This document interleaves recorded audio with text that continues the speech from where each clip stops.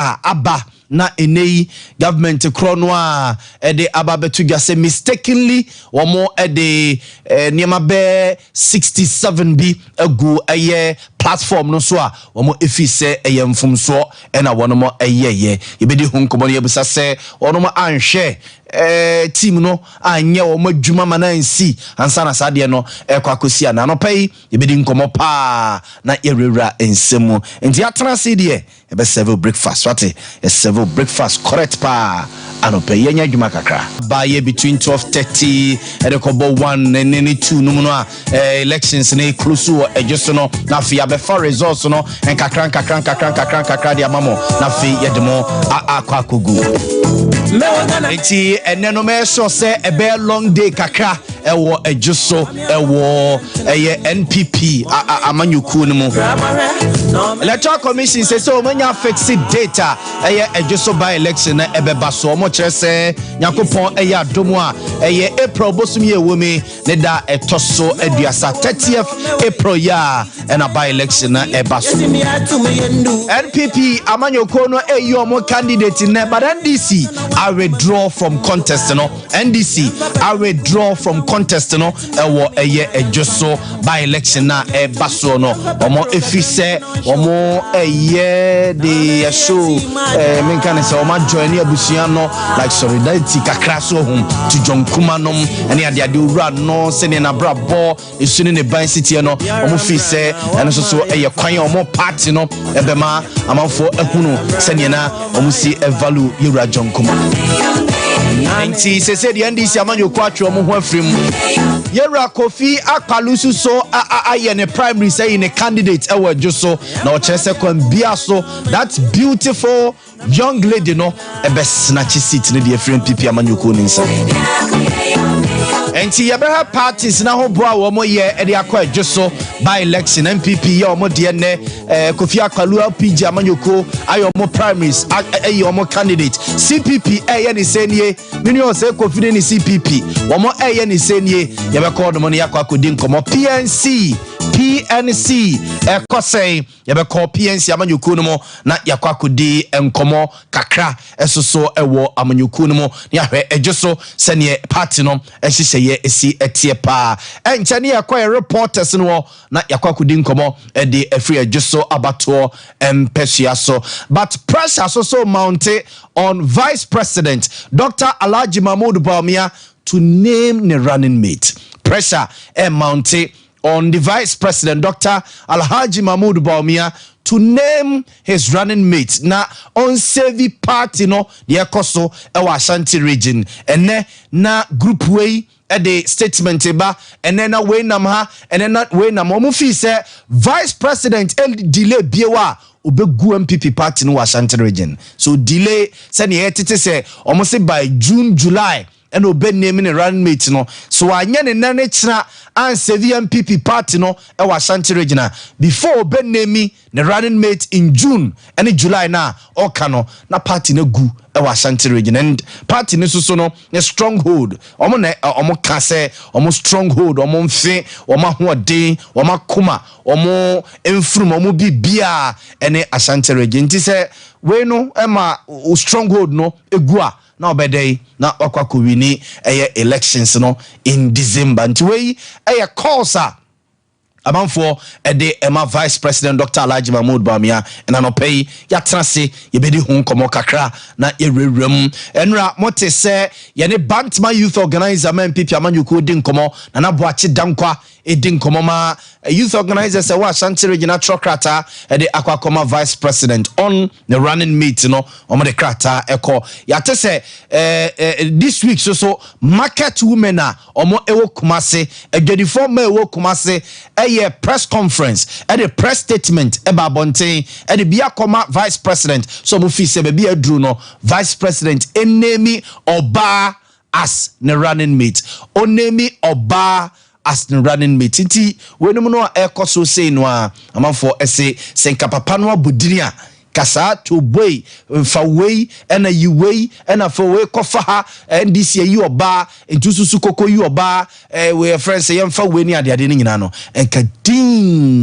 kadin na fe omo ehunu omo enim Calvin yanko ajoso na enhwe notice of pool ajoso good nti abusha for say ena delegate say to aba ewo ajoso abaton pesia so no ballot paper ye de be mamo no say enetie abusha for momodie no ebe quite different kakra from ye di ya yede atu TV ne so no ba mbenya momodie no box baako ebeba the other side a odu kokrumuti no ebebo inkinim na odi etim so hu ubenya another box ewo ne nchen nti candidate a open no ubenya box back wo ne nchen na fi odo nsa kobo inkinim na odi etim na de akwakoto eye adaka ne mu nti for notice of pool NPP womo eye omo bie nominations and free say omo de eye rules and regulations ni ade ba bonten omo ebie nominations on Tuesday omo bie wie ye amanfo kokofa bia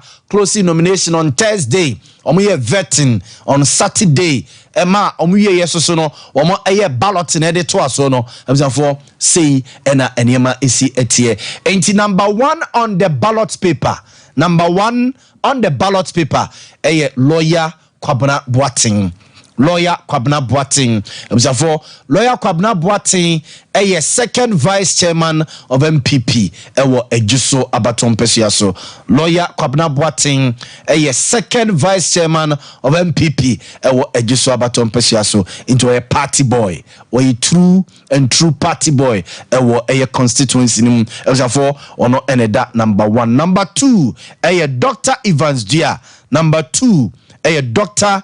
Evans Dia busian for ono so obi a ochra de ma menka ne sa obi a ochra de ewo Akenton Apiaminka University Amstead Akenton Apiaminka University honomo and Dr. Evans Dia ochre ade into a lecturer ewo Akenton Apiaminka University ono so eda number 2 on the ballot paper. Number 3 Klinsman Kakari Mensa okay ni dini Klinsman mum na week ni mu nyina no na ye boni dina na ye bono say a friend say Kelvin who say yes I remember na man for kan Kelvin no ni ade nti dini Klinsman Kakari Mensa ono eneda number 3 on the ballot paper. Honorable Helena Mensa so no presiding member ewo ejuso abaton pesia so na say ejuso municipal assembly for we presiding member ewo ehonomo ono so eda number 4 on the ballot paper and Abna Pokuya Amua Boite oni ewo ejuso abaton pesia so efreno ejuso bruni omo freno ejuso bruni if say oye kokko ba kokko edampemu a oye an example of oba kokko pa tom freno ejuso bruni into we Abra Pokuya Amua Boite on MD Labadi Beach Hotel where MD honomo na yatenin ken eno no nti near call the next person Portia Champon so Portia a champon abronye mamenka ne saa Portia a champon abronye ebusianfo kwambafo abronya wono ene bono region NPP chairman oyene nti ono soso nchi efri adwoso nti akonya to a ono soso eba na waba be pribi nti Portia champo abronye enda number 5 on the ballot paper order number 5 on the ballot paper nti enono anama jumpy bi okay Abna Pokuya ye number 5 mum and a Portia mum eda number 6 Portia eda number 6 yes I mean can say Portia eda number 6 lawyer kwesi nyantechi number 7 on the ballot paper. Lawyer Kwesi Nyantakyi number 7 on the ballot paper. Sabakaya on your mind interview if you say okay or say match na ye bono ye say Messi pra Messi she number 10 jersey no we pra ena ofrim ena Cristiano Ronaldo number 7 jersey ono so eti bench na ye bo World Cup finals na waye o coach ya wo sa team we na Messi ginam na Messi e pra first half no a ye ko ba ye no a waba be pra second half ne ye boy na uye change ya na wo Cristiano Ronaldo a wo she number 7 jersey eti bench ya be ne dey entilo akwesi Nyantakyi ka se wo ye Cristiano Ronaldo a oba be sesa Messi no aye honorable John Kuma so was it Messi ni honorable John Kuma honorable John Kuma free mo a na wo Cristiano Ronaldo number 7 jersey at bench ya definitely obefa Cristiano Ronaldo di na bam amana ba be ne antics ne magic no ama goals abati Lawyer Kwesi Nyantakyi at the number 7 on the ballot paper and Aaron Prince Dia so at that number 8 on the ballot paper. Aaron Prince Dia at that number 8 on the ballot paper. On so minim so na ye teacher ni ewo Ejusu secondary technical no so na ye teacher ni ewo hono no a maybe atwam na was it assemblyman wo esienim pon yes me sure say yo no a na mame ya Jamra Abuaje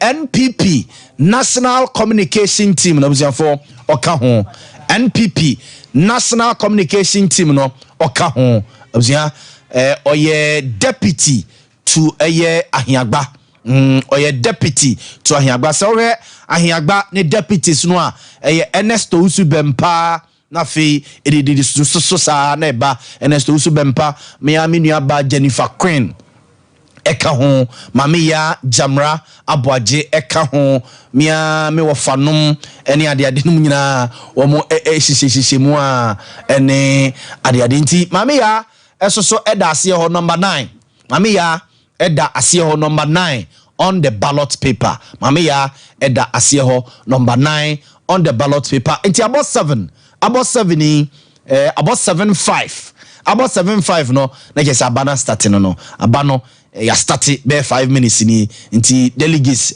nra say amanfo campaign o munkrofo kakra ebidu o de ekose ha delegates to abane ewo ejuso abato mpesua so the number of delegates are to aba 1069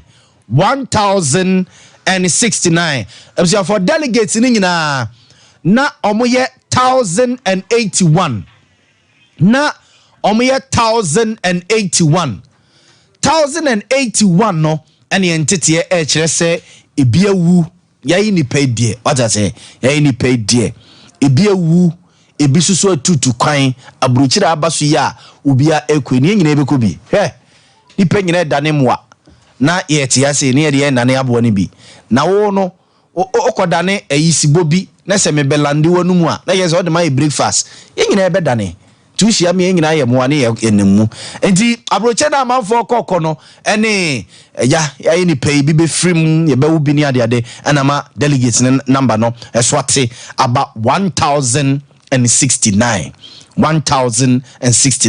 enti delegates makomako 1069 ena eto abane ewo ejuso abato mpesua so aspiranta contest sene de notice of poll no atumonemu na busiafo nipa contest peso mu di jonkuma de ewo ejuso abato mpesua so no omoye makomako 9 womo makomako 9 ena contest we kra de so ate busiafo mra jonkuma wu foforo no nipa 18 ena yi wo muti 18 yo nipa makomako 18 ena eyi wo muti se yemfa tumi ma wonum nipa makomako 18 ena ka se yemfa tumi ema wo mu na omundi jonkuma ade entiti e kire se party mpanimfo lawyer Justin Kodua from Pong ene party mpanimfo binum te se opani chairman Sabonsu chairman wuntumi nom ebem ebeye se baby a ade na kwakoye no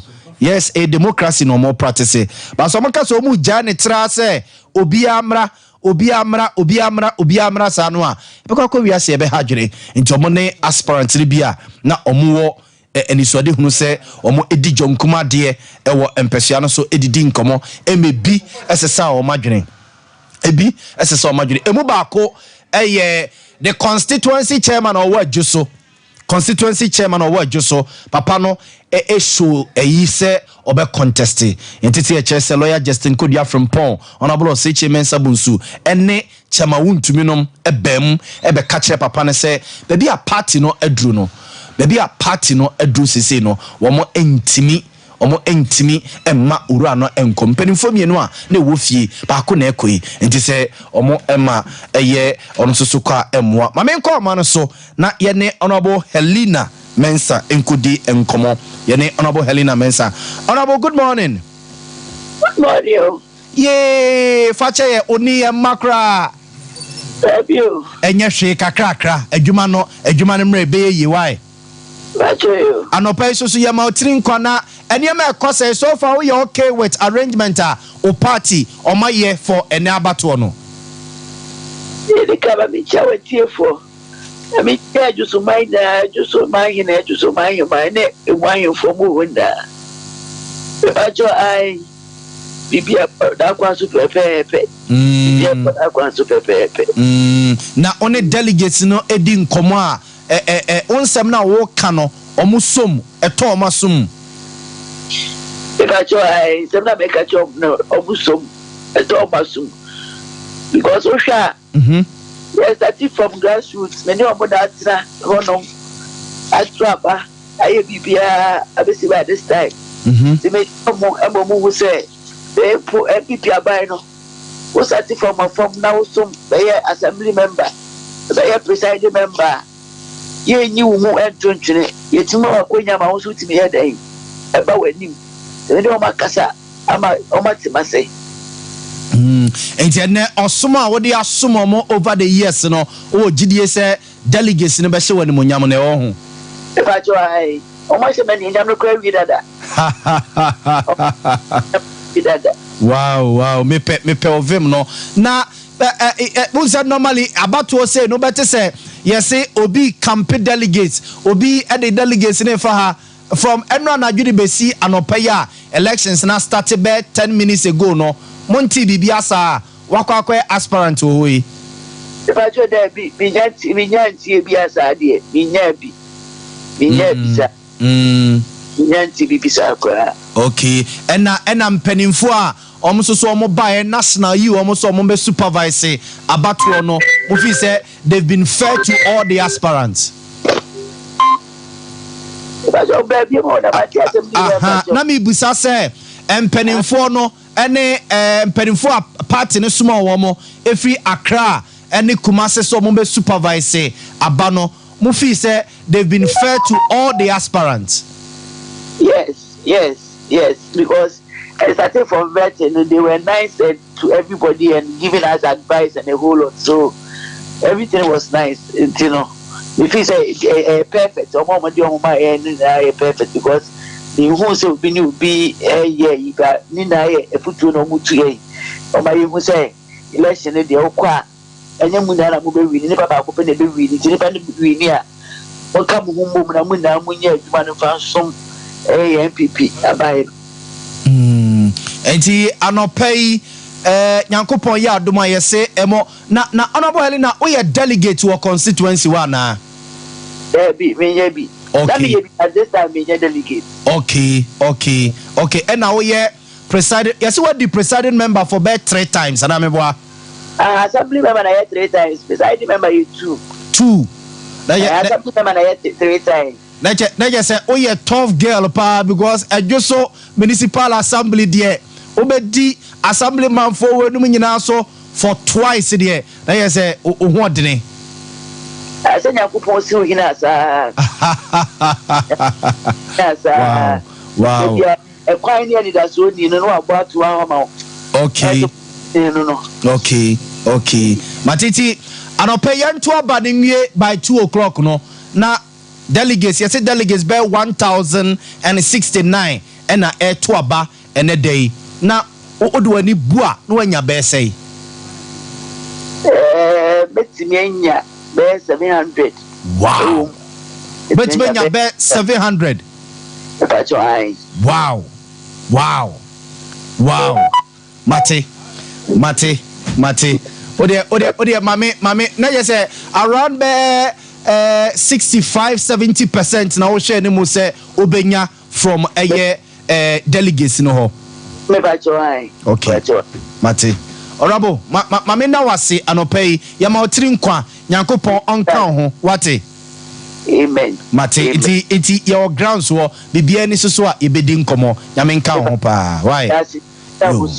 You bye. For Honorable Helena Mensa ena yene no akwakudi enkomwe. Honorable Helena Mensa ena yene no akwakudi enkomwe. For ono so eye aspirant oda Calvin Fadi ne to so oda number say number 4 and number 3 number 4 yes no that number 4 and pay or say obenya close to 65 to 70% of a year total a year vote or more between Helena and ding and no associate Dr. Evans do ding komo Dr. Evans do say one delegates ne ding komo and ejusum puntu nto aso ofise ona ne jonkuma nantia tokrobia no owrambia no onim nti mpuntu a jonkuma ye o constituency nim omoprobi obeto aso a eyo no Dr. Evans Dua o cheche ni nsem e de kire ye nra pa ye ne lawyer Kwesi Nyantachi edi nkomo e ofia ha sei na yate se honorable Kwabena Owusu Aduomi eko independent Honorable Kwabena Owusu Aduomi eko independent ama flyers nyina epipi abonten flyers nyina epipi abonten Calvin se ubenya flyers ni bia yemfa N2 TV no so na amanfo enhunu nipa ye ka ne ho asem no Honorable Kwabena Owusu Aduomi former MP for ejoso wodi MP no for 3 times 3 solid 3 say 3 times okobako komienu as a 3 times ni on ebetu Akwesi Osei eje meboa yes on ebetu Akwesi Osei eje na oto aso a Akwesi Osei eje so ko 3 na obetu no na ono so ko 3 na jonkuma betu no nti na ka manfo hese jonkuma so be ko 3 sene eje so aye no over the years no obekọ 3 na ono so omo ehwa ne to akonya na ne obeba so aba beto aso na fofie antoata enei yate se by election no a eba so 30th April no Honorable Kwabena Owusu Aduomi ebe contest as an independent candidate edi ade na asi enunti be kai so Honorable Kwabena Owusu Aduomi ebe contest emra na regional etuaba regional executives no obai say delegates em for to me man no onye regional chairman wantimi enwini me kai say that time on chairman wuntumi on chairman odin ho kwaku apia ene nipa be asarbedi akon chairman asarbedi akonum na eba contest ye but wanwini nti oye true and true party ni ene o say oko independent ewo ejeso enche na meko Safo Raphael Patrico ne dinkomo bibusa me say ade a omode ye ba omi nje ye ade a omo ede ye ba omi nti sade we ya omo ede ye ba omi ase ene yemfa wi echina yemfa wi ene yemfa wi echina yemfa wi abusafo yenko na yene George Apia Kubi enkodi enkomo George Apia Kubi spokesperson edema Honorable Kwabena Owusu Aduomi. George, good morning. Good morning. Now where? Ewadom ho ye na wo so e. Erade adom so me ho ye pa na ejuso boko de. Ejuso boko.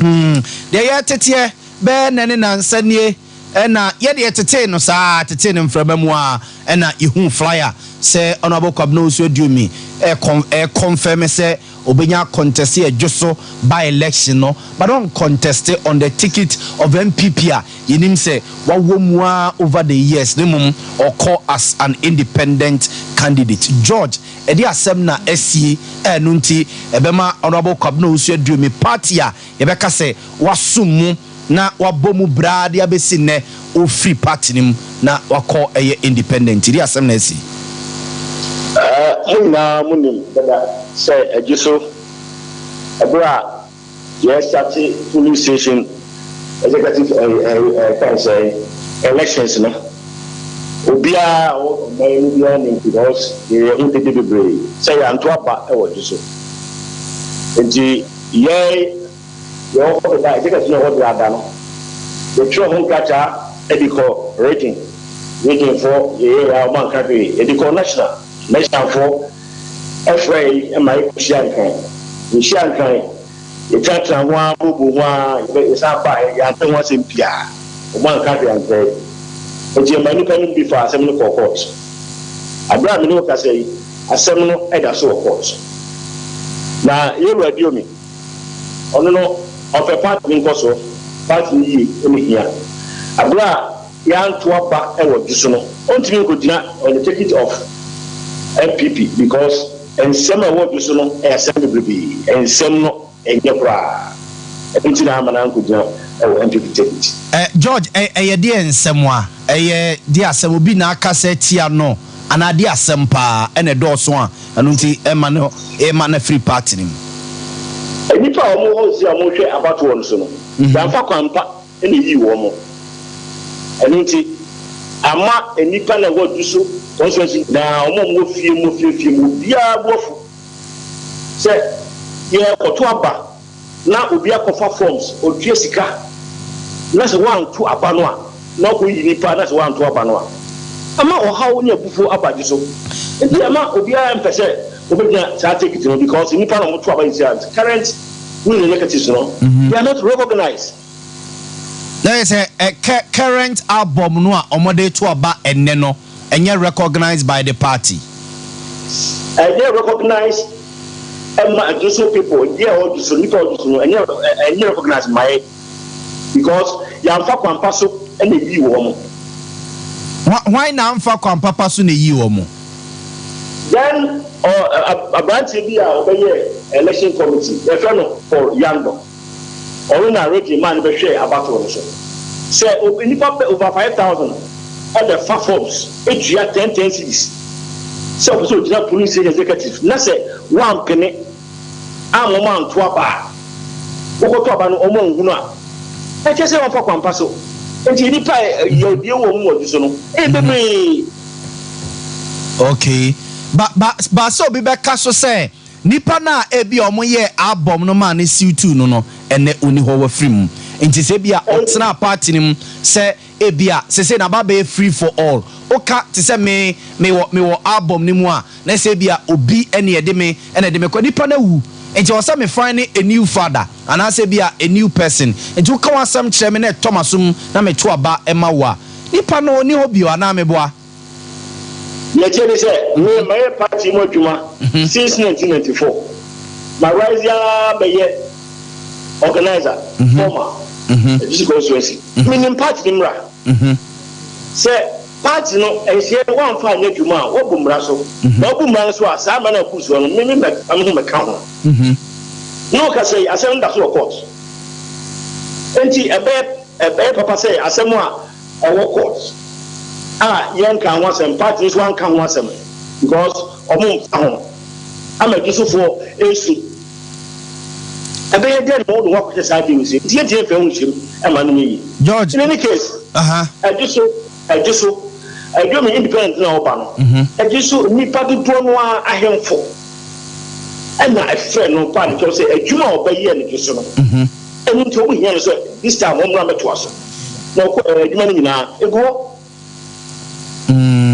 na George independent na ono George Pachotemeka mo independent no me no me di one dance say mo party MPP no so no e ka ne pefe say once a obe decide say oko independent no na wa forfeit o membership of the party so na bokwab na osu adu me e aware of sade we you know say you na ABC for me na from now for say o mo pe asomasi esiama party for so mo pene e dey see okay e dey see just so dey be see wa no e be chain from na eti mo be ma dey see wa from na no abroso e be bruso asoma make e fast and how be frame bi mate no ka tell me say asoma okay my grow party mu since 1934 eti George nti wo so wa free MPP mu ana say me di I can't say you can't get it. And party in there. That's it. They say Udi independent candidate. China's party name not say what lose membership into brebe no ningina ko. Oh, and koi. I bet say apa. Party now never have a fire. Never pray so. Oma pray so. You trouble anywhere. Okay. Now odu wani bua ni pado do say na a free party nim akwa di ono abo aduo mi achi. They said just nipa do no wa the clear image. Is nipa do no wa you to abari bia you see the percentage a do binya. And obia obu say bia no. O say aduo mi no nim no no e bita. And na o ma na nya duma no mo pam no. But enu kwati no sega party no time o mo tu no o mo ye party say na aduo mi ye na aduo mi ba no. Na party no bia no o de be kosoro. Emma MDC for people grab Johnny MPP and you be charged. I say we now go back to MDC. Okay. And you know, next year we see here nipa pan say here we see in new man. And nti and na just for do no just go so do no we come na e posi. Okay. We come na e posi. This is the person I say she say ibeboa no enye obi a onti ha ayakonya to no be na wonti no boa jiso ye pobe boa jiso George mamina wasi anopei why bibi ani ebesa so aba na yaba beto so George apia kubi na yete no enken but before say mema Safura for Patrick Akwaba no Kelvin you say IMF ni Ministry of Finance be press conference anopei at 10 o'clock me ba cho fa flyer neto so mama CCA the finance ministry and the IMF ebe kabum a press conference anopei 10 o'clock the Ministry of Finance wonum atna ye ningina efa Ghana ye ne IMF nsise yi unse your first tranche aba second yes this is the joint press conference from Ministry of Finance ne IMF 10 o'clock Saturday 13th April ene for ene Saturday korea no Liberty Conference baso Ralph uwie ya yeko Liberty Conference yeko Liberty Conference ano pay ya ai meje abasetina nti iwie ya yenyina ekọ Liberty Conference ano peya na yakoka bom abompaye na omanhene ministries nyama konta omanhene ya wadubu ache ene krade me say de mama mese kra ye emoji obana oba be lead the praises no enya asem K20 iwie ya yenyina yekọ Jubilee Park na yakwako kabum na miyama konto mahini ye dubu achi adum anyankopon de adum no o say the X blessings anopei yebeko ni akwako fa ye nhira no so yekofa ya kwantu yekofa ye sika yekofa ya dwuma no yekofa ya ware papa no yekofa ni nyina Jubilee Park anopei bia wo bia so no pesa o join na untimi ma okọ YouTube no so anase social media na so a for obetimi abo Liberty Conference and as a food for thought ye stream live on Facebook and YouTube ye stream live on Facebook and YouTube so into betimi adjoin wo hono ama ye di enkomo and I say wa faunshira de efrim inti ene Liberty Conference baso wo Jubilee Park Liberty Conference baso Jubilee Park inti nyina yenko kamum na yenko fa yenshira ewo ehonomo na ebisu so opesa o support na uso seed the support ya for telephone number no 0249 640 993 0249 640 993 so pese o support Liberty Conference. Se uso seed na ode support me say ye ne Nyankopon ebetintam. Ni ma bi wono mo a ya bompa ya no a ba de ma ba ye ne Nyankopon tintam afrebo mu nhwade. So tia say wo se hwan na ama ni bibia ono awurade wanhye eye na nemu so hu nti de Nyankopon tintam na ye nhwade wa afrebo na mu gidi wa rehemu se obema ye nsa aka ye nhira nti seed number is 0249 640 993 0249 640 993. Mame nko amano so na mene honorable Madam Jerin Asante. Madam Jerin Asante enkodin komo. Madam, good morning. Good morning. Nampacha ho ye de. Eradia dome so me ho ye pa. Madam Jerin Asante abusuafo ene ne di nkomo yi oye NDC parliamentary candidate ewo ejuso. Oye NDC parliamentary candidate ewo ejuso. Madam Jerin yebebusa se o party say by election na eba so 30th April no mo twemo ho e de free mu adentia. The question is, as I say, the views I have me as candidates no me yawe. It's by election the one who say nationally decided. It's Adaroma, and not the Yankan was in the way. The employee for the baby and woman the baby parts no more the baby. It's also as candidates and so said the employee for the canon, but same look as I did. And paying for the Biama, I say a choir and I say okay, there be a modern commission will be out doing a be out criticism before no one agency. Okay. Maybe I will answer. Na Kobase o party say Mobekwa o Jerin Asante why ready? I am ready to my lazy boot to make change. One lazy boot to our chain. Wow. I'll bet GC no a free MPP for some this time. They been see that they see a thing. Wow. Where your first time I will contest where just one on the ticket of NDC? If I shine. Okay. The first time I remember, I'm just so how are you, woman? I'm a woman put down now. I want you to emulate this one. And I'm also so biased and so I never did so as so much as something to a person. If I just so empty such a view. Since the down there, all my normal economy. Yeah, the 2 minutes more, oh my God, you didn't move it, yeah, and the 2 number 5, but I didn't know more so. Then be I don't open no more day. That's all more than just so running business. And made to say, said, so let's see my phone. I had to use so I have blow so now, Kodana, I'm near what is so I have for money and I was still a sort of worker near Cocodrin, nearly a whole year to my just put to a coso. And it's now, Obias and 12 of your master and never teaches.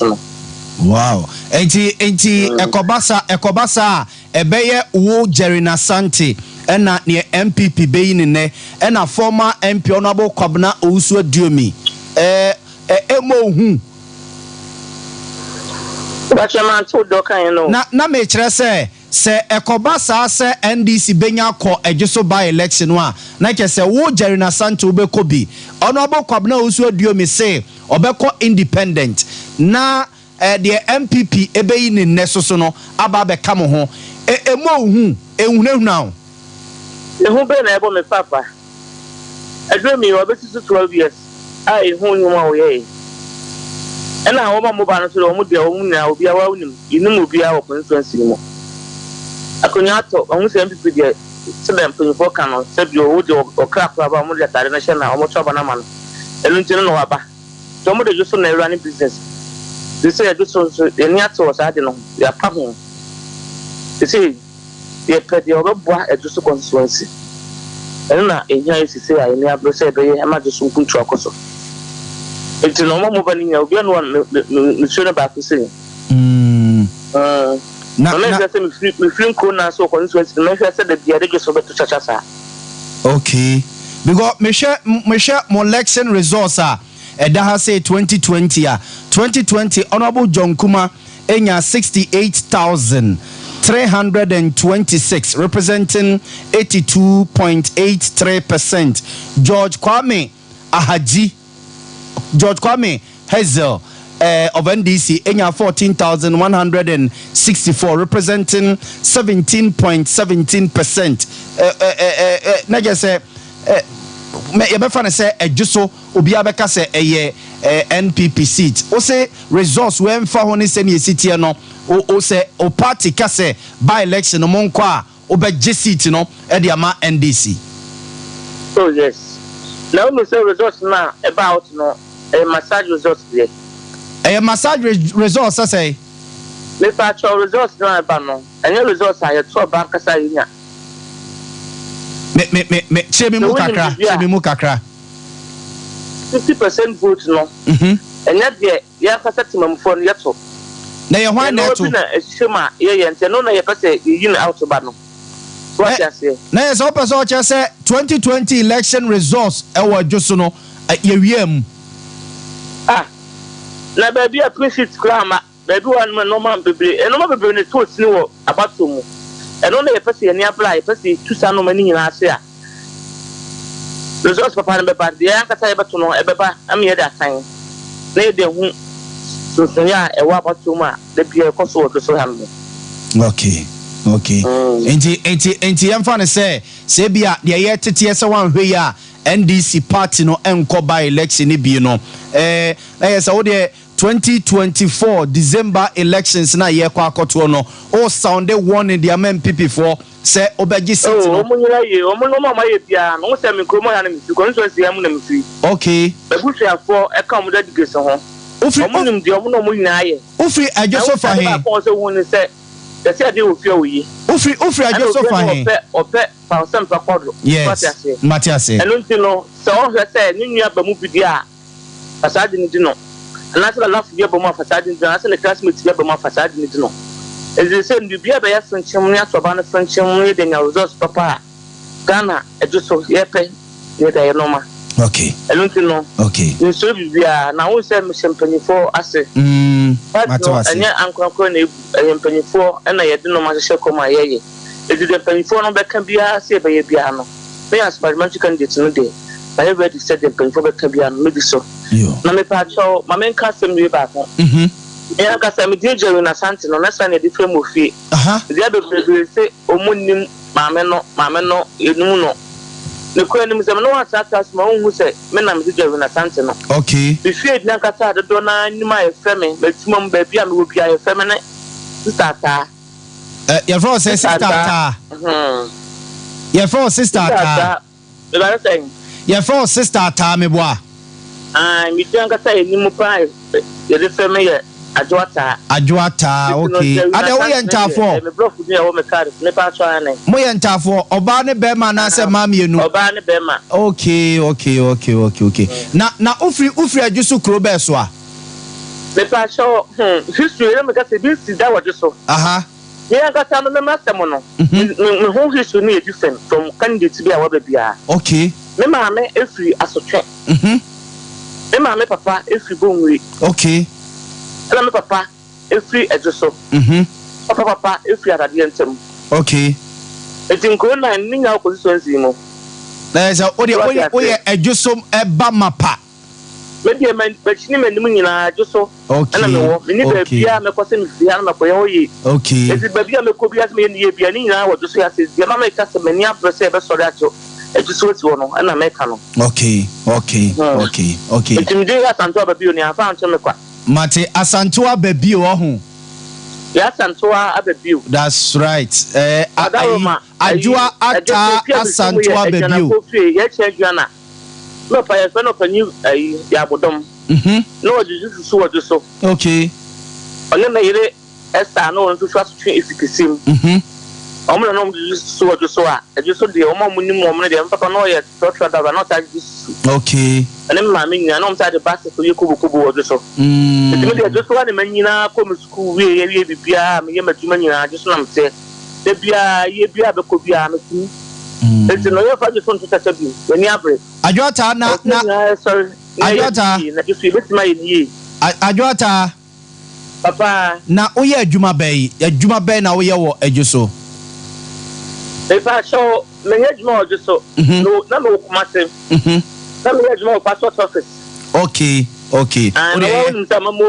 No credit. Matiase.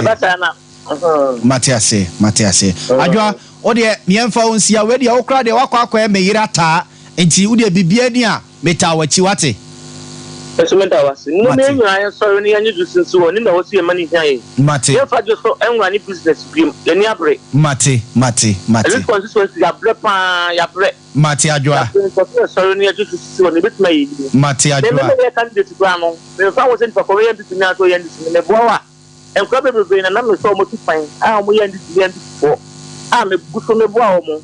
Lockdown ba ye npa me tutu nwa ne bre wo mo ba chiche ma mo mrafo. I just only have to change the Umudi one that they check on for to come. I shall call them saying ye. It's me about Fabia conscious in my semi patch or Muye pa. And I'll call the Sasso so I'm a butcher penny or no. Near son open you. Upia or Adwa, we am the 1 year more. Adwa, Odia history no me emfaka crancy wate. Matia Bresem, omoto o maba no wi mesa so aba am ye di nkomo no why. Medase anope why adwa.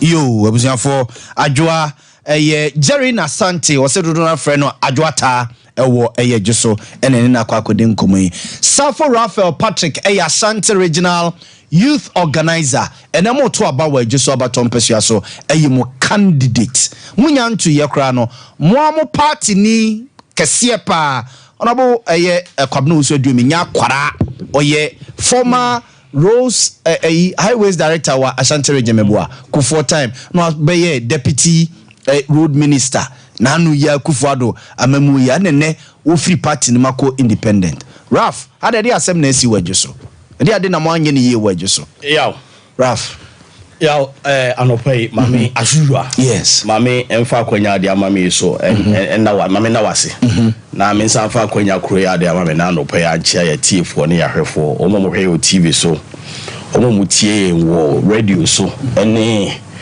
omo hwe wo Facebook ni other platforms yenchia omo nyina na yema obia especially enu anu nkramofo yi yema omo Eid Mubarak yes na no adefefe de bi say bosome ba ko etwa mu en omo fa so efiki omo fasting and interestingly this week mahunu a video be our social media abra the vice president Dr. Alhaji Mahmoud Kumasi na ni Kumasi na obae no oba ne nuanom nkramofo no ebe somoye wa ma political campaign wa ma se obeye MPP NDC politics obi a waya akonkyere bosomi awie na obegu akiriwia na obebo mpae de ugiri se na owo in the spiritual mood enti obane ni nuanom bedi nkomo na anu asem kese ebisi wo Central Mosque okay Dr. Alhaji Mahmoud Boamah be make a strong statement asem anado do na pefi no so obeka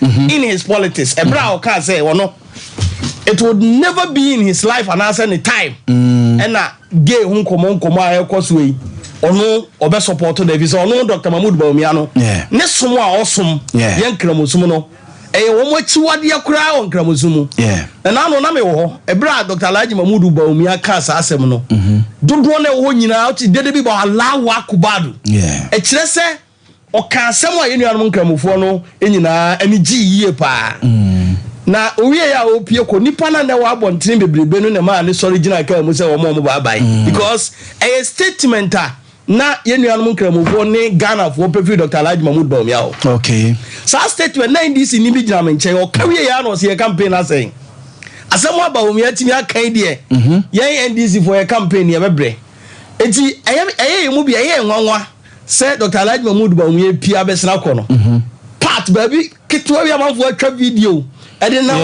nam social media no so se owe obi amfi no interesting ma serious arms obi ono wa be ka asem kase wo zongofuo mu amane nuanom nkramofo ani agisa asem on beso o mutefiri o mu nuano ni ene the propaganda nti but I think say that no na sacred day na special day nti no You move I adwene say find your politics, but we need to clarify the issues. Okay. Say a man for EBTS say video the NDC for the usual propaganda. And yet you see honor and omode echre no. Nti medo was akwanya no. And I think metie nipa o kasama honorable Kwabena Owusu Aduomi. Yeah. On just by election, me jina kwanya is ni aboy general secretary. We are just in Kodu Afempon the party for mpani for one crime. Especially mpani for more elections no so. Okay.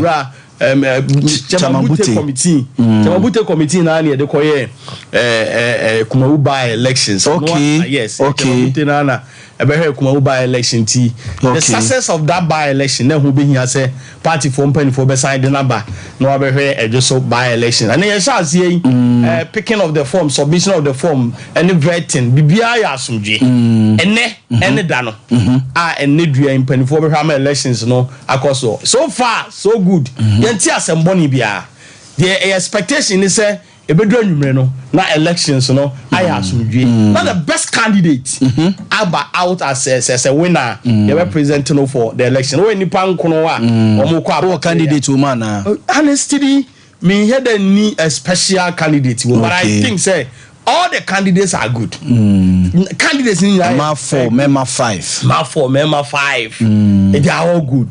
Best candidate should come out. And I trust I just so delegated over my candidate with me. Or by a perfect replacement to John Kuma. May he so rest in very perfect peace. A very good person. Say that they are maybe American. Honorable Kwabena Owusu Aduomi. May one person Yaw I na party for penifo a omasum ye party omutu sa na mo bi say na me ka ho asem ya na very difficult for me. Owe Honorable Owusu Aduomi wadi MPP wajira MPP osoro kese ne so akọ elections mprensa 12 good years. Yes. MPP for ya na mpanifo ni ye party polling station for yi na ye na dom e de no call election 12 good years. Animunyam a papa yenya edin a wanya nhira a wanya sika a wanya ahodi a wanya enyina ye party na ode no bedom ye no mpanifo bu baby say enso che to ma ya na yinwa and I said the democracy city no unkwa untimi ntrasoa nkosi awieye nti maybe by my ura John Kuma take over every lawyer Owusu Aduomi. Yes, Honorable Owusu Aduomi. But it said the democracy mu said the contest be any branding talk about no after John Kuma mpo bedi nkonimu no sa manso no Honorable Owusu Aduomi entwa so Sa John Kuma be di ni sunko no police station for ni hunu say emre bia ne kandini a obenti no omonsesa omonsa na owura John Kuma so be di party na nim after owura papa ya oda TV so ni fie ko na nim ye pa fine gentleman very quiet yes very quiet gentleman yeah delegate for ni hunu say mpempenso a yadure John Kuma was a rising star nimre enie even John Kuma be di akonwa no oni adwesofo ni di nkomo a omo be ka kire so owura Owusu Aduomi ma John Kuma enya hoto but even in 2020 elections papa nko even as an independent candidate really news to me. I'm being honest with you. Even in 2020 as independent candidate sabre no na owura John Kuma jira ne na so pa what perform successfully as a NAP CEO. Even around that time, na papa was a Timopono. Enti okwa edwosona ni nipa ne bebe di nkoma. Na yese olusu ye no ese no anya ne de ma otan ene yaw ebem. Nti sa yaw die na Aduomi adia na edina ba bedu this point ana. And only edwosofo na e wo constituency ni di nkoma nipa ne bebre ya even tankuru wa na papa yi di John Kuma atum.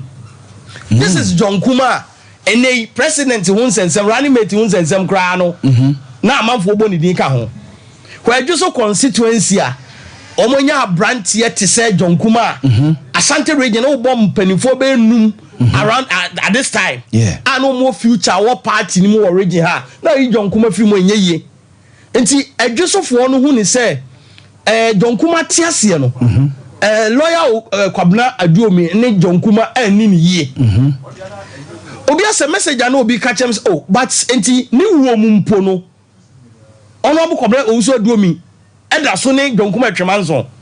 So tie me nya sure say we free mu die. No tie. So tie interview a oni ni PA, the personal assistant George. Ene nipa wu a yen kana chi asem. Yaw yen yin no sa na ye ka che nipa wu a yen kana chi asem bone. Owu ne twa breso, owu etwa breso.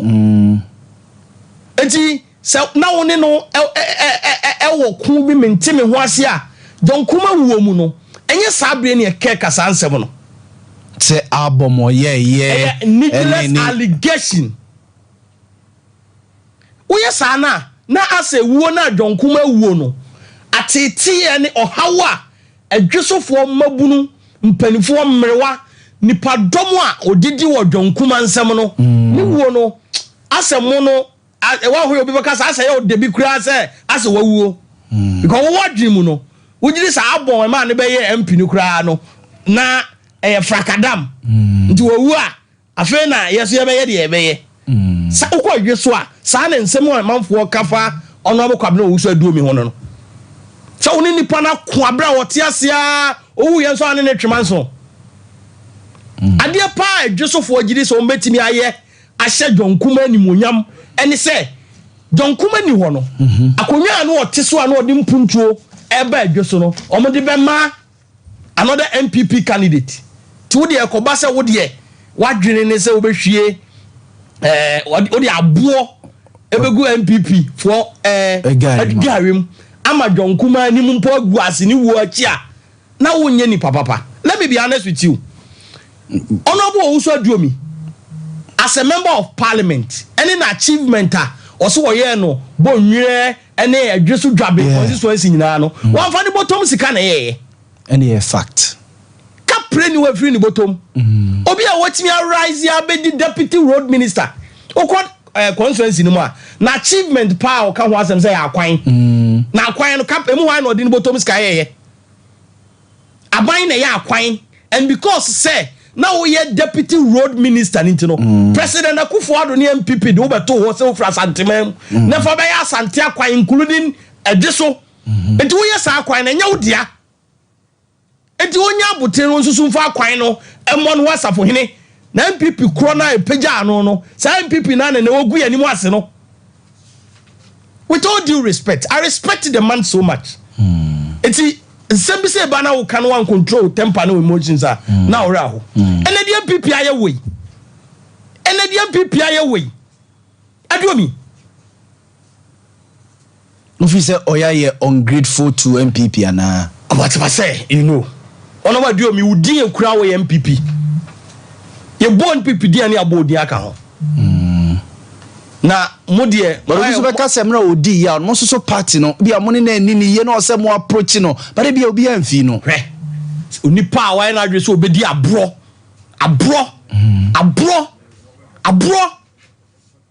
aisa abro party no kwa na di abro omo te afafanto e wa Ashanti region ha Ghana ha no ono na etu ho na mapushi no edweso abro party no ka ho abro party ni afafanto abro na say wunim sa afafanto ya abro eye nipa wadidi MPP mu atena MPP mu aye de obeye nyina wo wiase wo MPP din mu na obeso odi MPP abro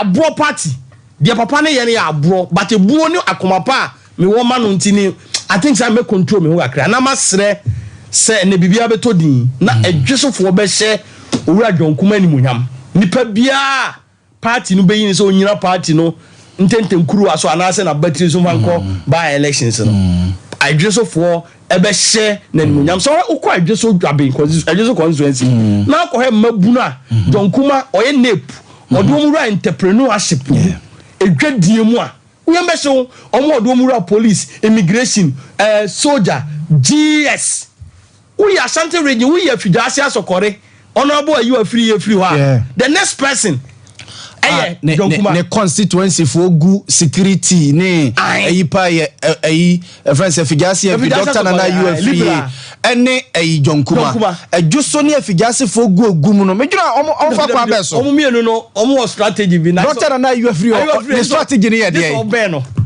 na me ben na me hunu ye na me say wa na obetimi efigasi for pa me ko hu omo fire service na me say ofri o sem efigasi me free the whole Ghana ne constituency mabunu ewo security services mu honorable UFA. Yes, Doctor Nana UFA. Doctor Nana UFA. Who you no fu na ba Jonkuma. I'm saying these young men almost security there. No. Na omo te politics na say so person who lead there so sum nipa. It is all called the human resource development at Jonkuma January. Enye sa ase da we na papa no de be ma honorable Jonkuma me de ma no be si o sa issue mate before say me ma Patrick Etuakwa aba no there's this statement Ashanti Regional Youth Organizers de ababonting Ashanti Regional Youth Organizers de ababonting about 69% of them and assign this statement to say omo call on the vice president Dr. Alhaji Mahmoud Bawumia say unchusu Dr. Matthew Poku Prempe, the energy minister, and Menchia South NP as the running mate. Okay. Statement no Oraf we aware. Yedikai on this issue. Yaw. Me ba studio ha. Me tie intro na o ma o ka say Dr. Alhaji Mahmoud Bawumia amanfo say. So when yi ne running mate na ogu party no Kumase. Benjidi say ogu party no Kumasi o Raf. Benjidi say yaw only ni tina to save MPP o Kumasi. I think it's far-fetched from the what is on the ground. But the ama running mate semia ban say the lobbying akra e the aba region. The ti ama na basa say only amanfo bebre di nko say oh George Kumkofo pen so ye running mate na anye say lobbying am mu say Kufo penso. Yes, and no cre. Okay. Nanado danko akufo ado ye yi ni second fo a obeyi ni running mate no. Lobbying she say amem. Sa. So no cre. If you say sa time no na mampanyini George Kumkofo ne Nanado danko akufo ado nyina wa akwanya say wo yi won running mate ni free Ghana babia. Okay, yan said dan kase isan say ye we ntino this time maybe at the before this region. Okay, nti ama pressure kakra ba enti sabre no na mampanyi George Kumkofo ne Nanado nyina wo so omu free babia. Okay, the ama this time na e different ne say for the first time in the history of MPP the na NDC for gidi say MPP nya bida so one ye be yi siremniam na di party nanim. Two, see be kramoni amana di party na NDC for gidi say bin sida enti for the first time ye Dr. Alhaji Mahmoud Bawumia o free sirem na ye kramoni o nim de o di party nanim na we na do free Eastern region na ye stronghold ankasa ne Ashanti region no party no nyina agi atum say including even Dr. Mahmoud Bawumia agi atum say running mate we die ye de ba be sha Asante ani munyam ekoba asa no na afa de babia ye kotu so afiri no akoye ketewa bi Asante mem nti akoma lobby no I am more enti one now say oh you put pressure on Dr. Mahmoud Bawumia no I think we agree na so sa na be ye nti amadok me gidi samia me gidi so break this week Enra China press statement free the constituency youth organizers over Ashanti regional ye wo 47 constituencies and I wo 47 youth organizers obiane ni deputies into kaboma ye 94 constituency youth organizers. We say 94 constituency youth organizers. We say beer to kwai any event for now ye be 88 also. Okay. Now out of that 88 no and emu 65 edu omo nsa hye krata ase edi chewpa akoma Dr. Alhaji Mahmoud Bawumia say party mabuno no so ka ho bi posters omo na bebo ye hihye nkonya omo be hihye bi omo na nam form omo kodwem omo ko football pitches omo ko be to dame baby bebree no almost say the almost tie ne say dodo na kan wa santima mu say this is the statement that okay so yes but me this also our baby a almost signatories no so obenya the account Calvin nti baby a omo sign ye no e wo no so na ode account ho am omo so did say the amanfo kan wa santima mu ne say Dr. Matthew Opoku Prempeh mpempenso we say Dr. Mahmoud Bawumia consider no a ebeboa ama Asante vote aye pray no Asante regional konanim. Don't forget last week I think Monday and 47 constituency chairman over Asante region 47 constituency chairpersons yes almost do almost share krata ase emu 36 yes chairman fifi na da oma no almost do almost share krata ase the chopper akoma Dr. Mahmoud Bawumia say omo de krom ha no omo tie police constituencies no omo na de da no na de dodo na ka ne say Dr. Matthew Opoku Prempeh the right person ye yi ne say on partner Dr. Mahmoud Bawumia obeboa me anya vote obeboa ma party na ho ode akosoro na ye tinya win 2024 election no chairman for no the sa letter na koma Vice President. Yes. And the youth organizers and also a two sana mono. Yes. And I mean who say Nipan nine be say yes. Nay signed by Nana Boache Dankwa Bantama youth organizer. Nana Pipim Tafo. Yes. Acid for no Southeast. Yes. And Sadiq. Ofuruku. Nipan nine omo sase statement na say. Okay. Then omo amasene ibi amount. Elected omo nyina 56 ni nyina atwere omo din. Assign signature our telephone numbers. Okay. But almost send the amami amahunu.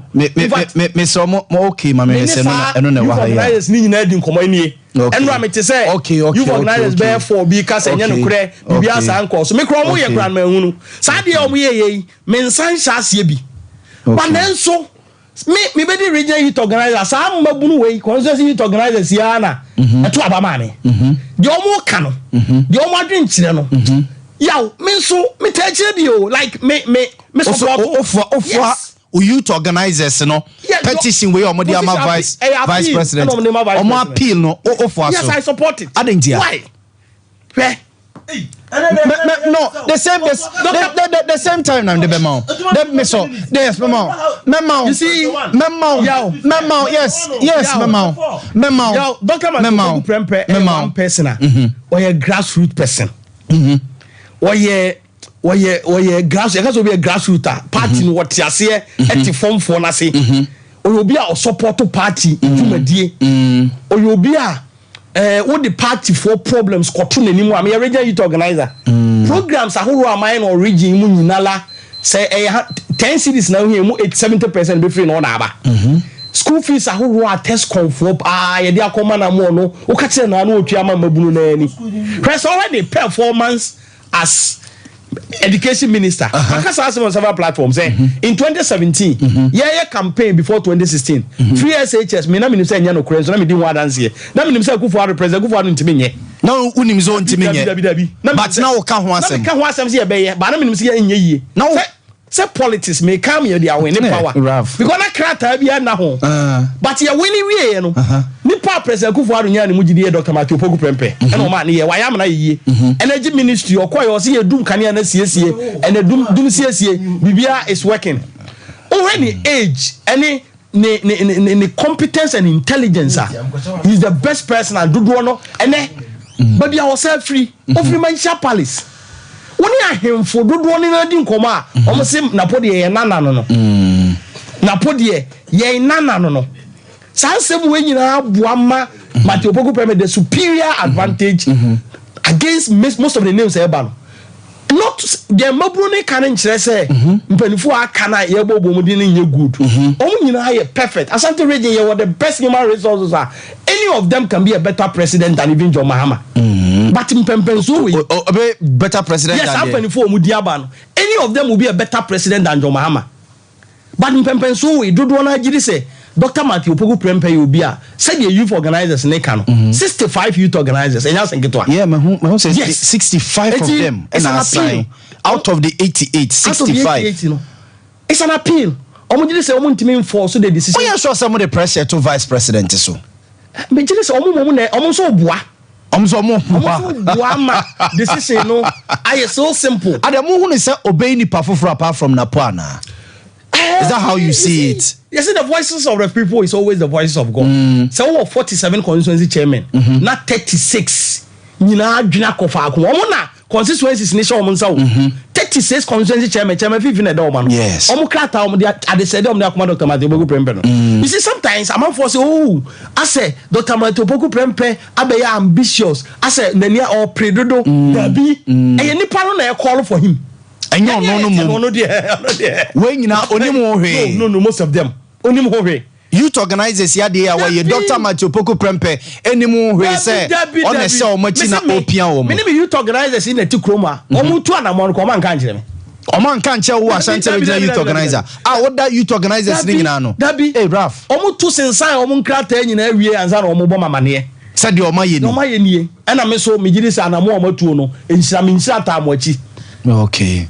Dr. Matthew Prempe doesn't know anything about it. And again, nipa bia on the so sometimes one main nipa yaw who say the nipa sitio you're correct and you're not correct what Patrick you so what do you know ya adwene pa every time bia me I agree with nipa obi wa wonim Dr. Matthew Prempe na obeka nsem afa ne ho oh yes papa no ompe nipa yes papa no na komanye yes papa no se wo se ya wonye de wonsia ne da no papa no utimi ka ne ope bia yes papa no yes na komanye yes papa no obi kura se so mu ade omo kasa nsem na man for keka se one nanimonte onsre ase ompe nipa ase Ushia okra wonchiao okasa no ofiu ba mo kan nyina me say na pona mo kan ho asam so no opportunity esia no say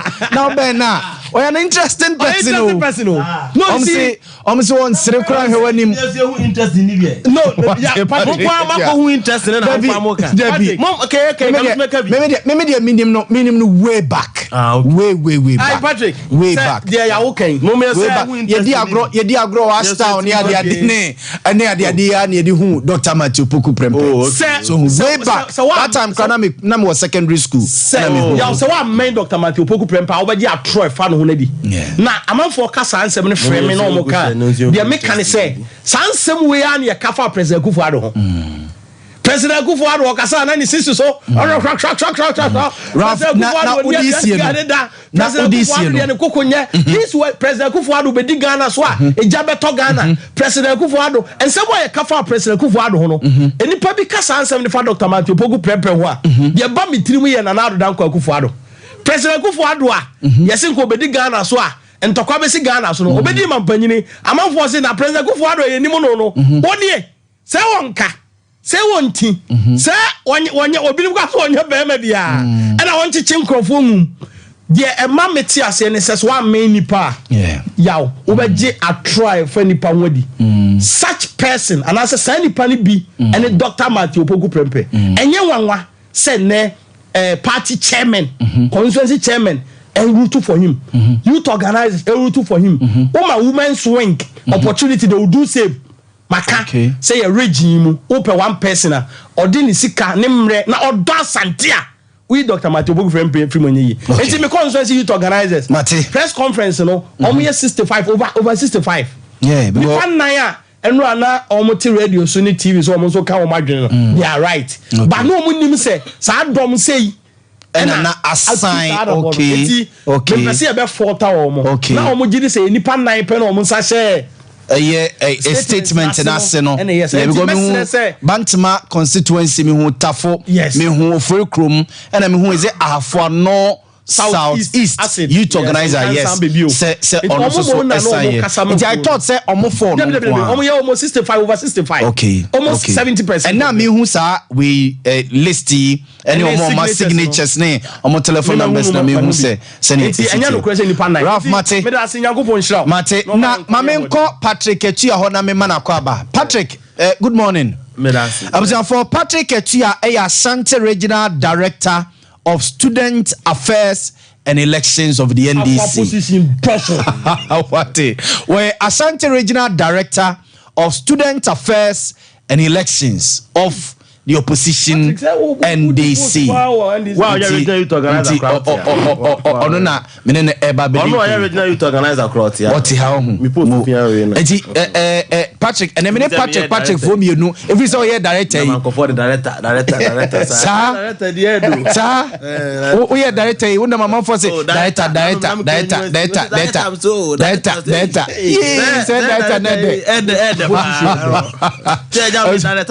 You ebe I'm Chebusa for you na mentia ye parliamentary candidate for Kwabri East. Honorable Joseph Amankwa. Obo Juma pa say ura Kwabri amsi bibi besi. Say they will see work from na ho farmer ne say they will see do nipa no. Ehfa no amsi bibi besi no. Kwabri East okay. Honorable Joseph Amankwa. Okay. Honorable Joseph Amankwa. Oni hu nti na ayi na amabiemu no. Angel ba no. Ay mama say wa ni hu ntina mama say wa mabiem papa na meka na asem o de to bo asena makin okay me hwehwe no fe no honorable Joseph Amankwa una odadi mate na said ye o wa ho fama ne se de nipa si do ne fa no opie ya na mama say wa se anungwase we de pata kani ba okay ene say obi so abeso ma wo so wo ba ro bo ne femfena mo okay ti Kwabri East for mo parliamentary candidate honorable Joseph Amankwa. Okay. Will be a mechano or boy Juma. Okay. Yes, I think free just way. Yeah, we just so. And then they say it was made by a press conference. I ain't me mouth.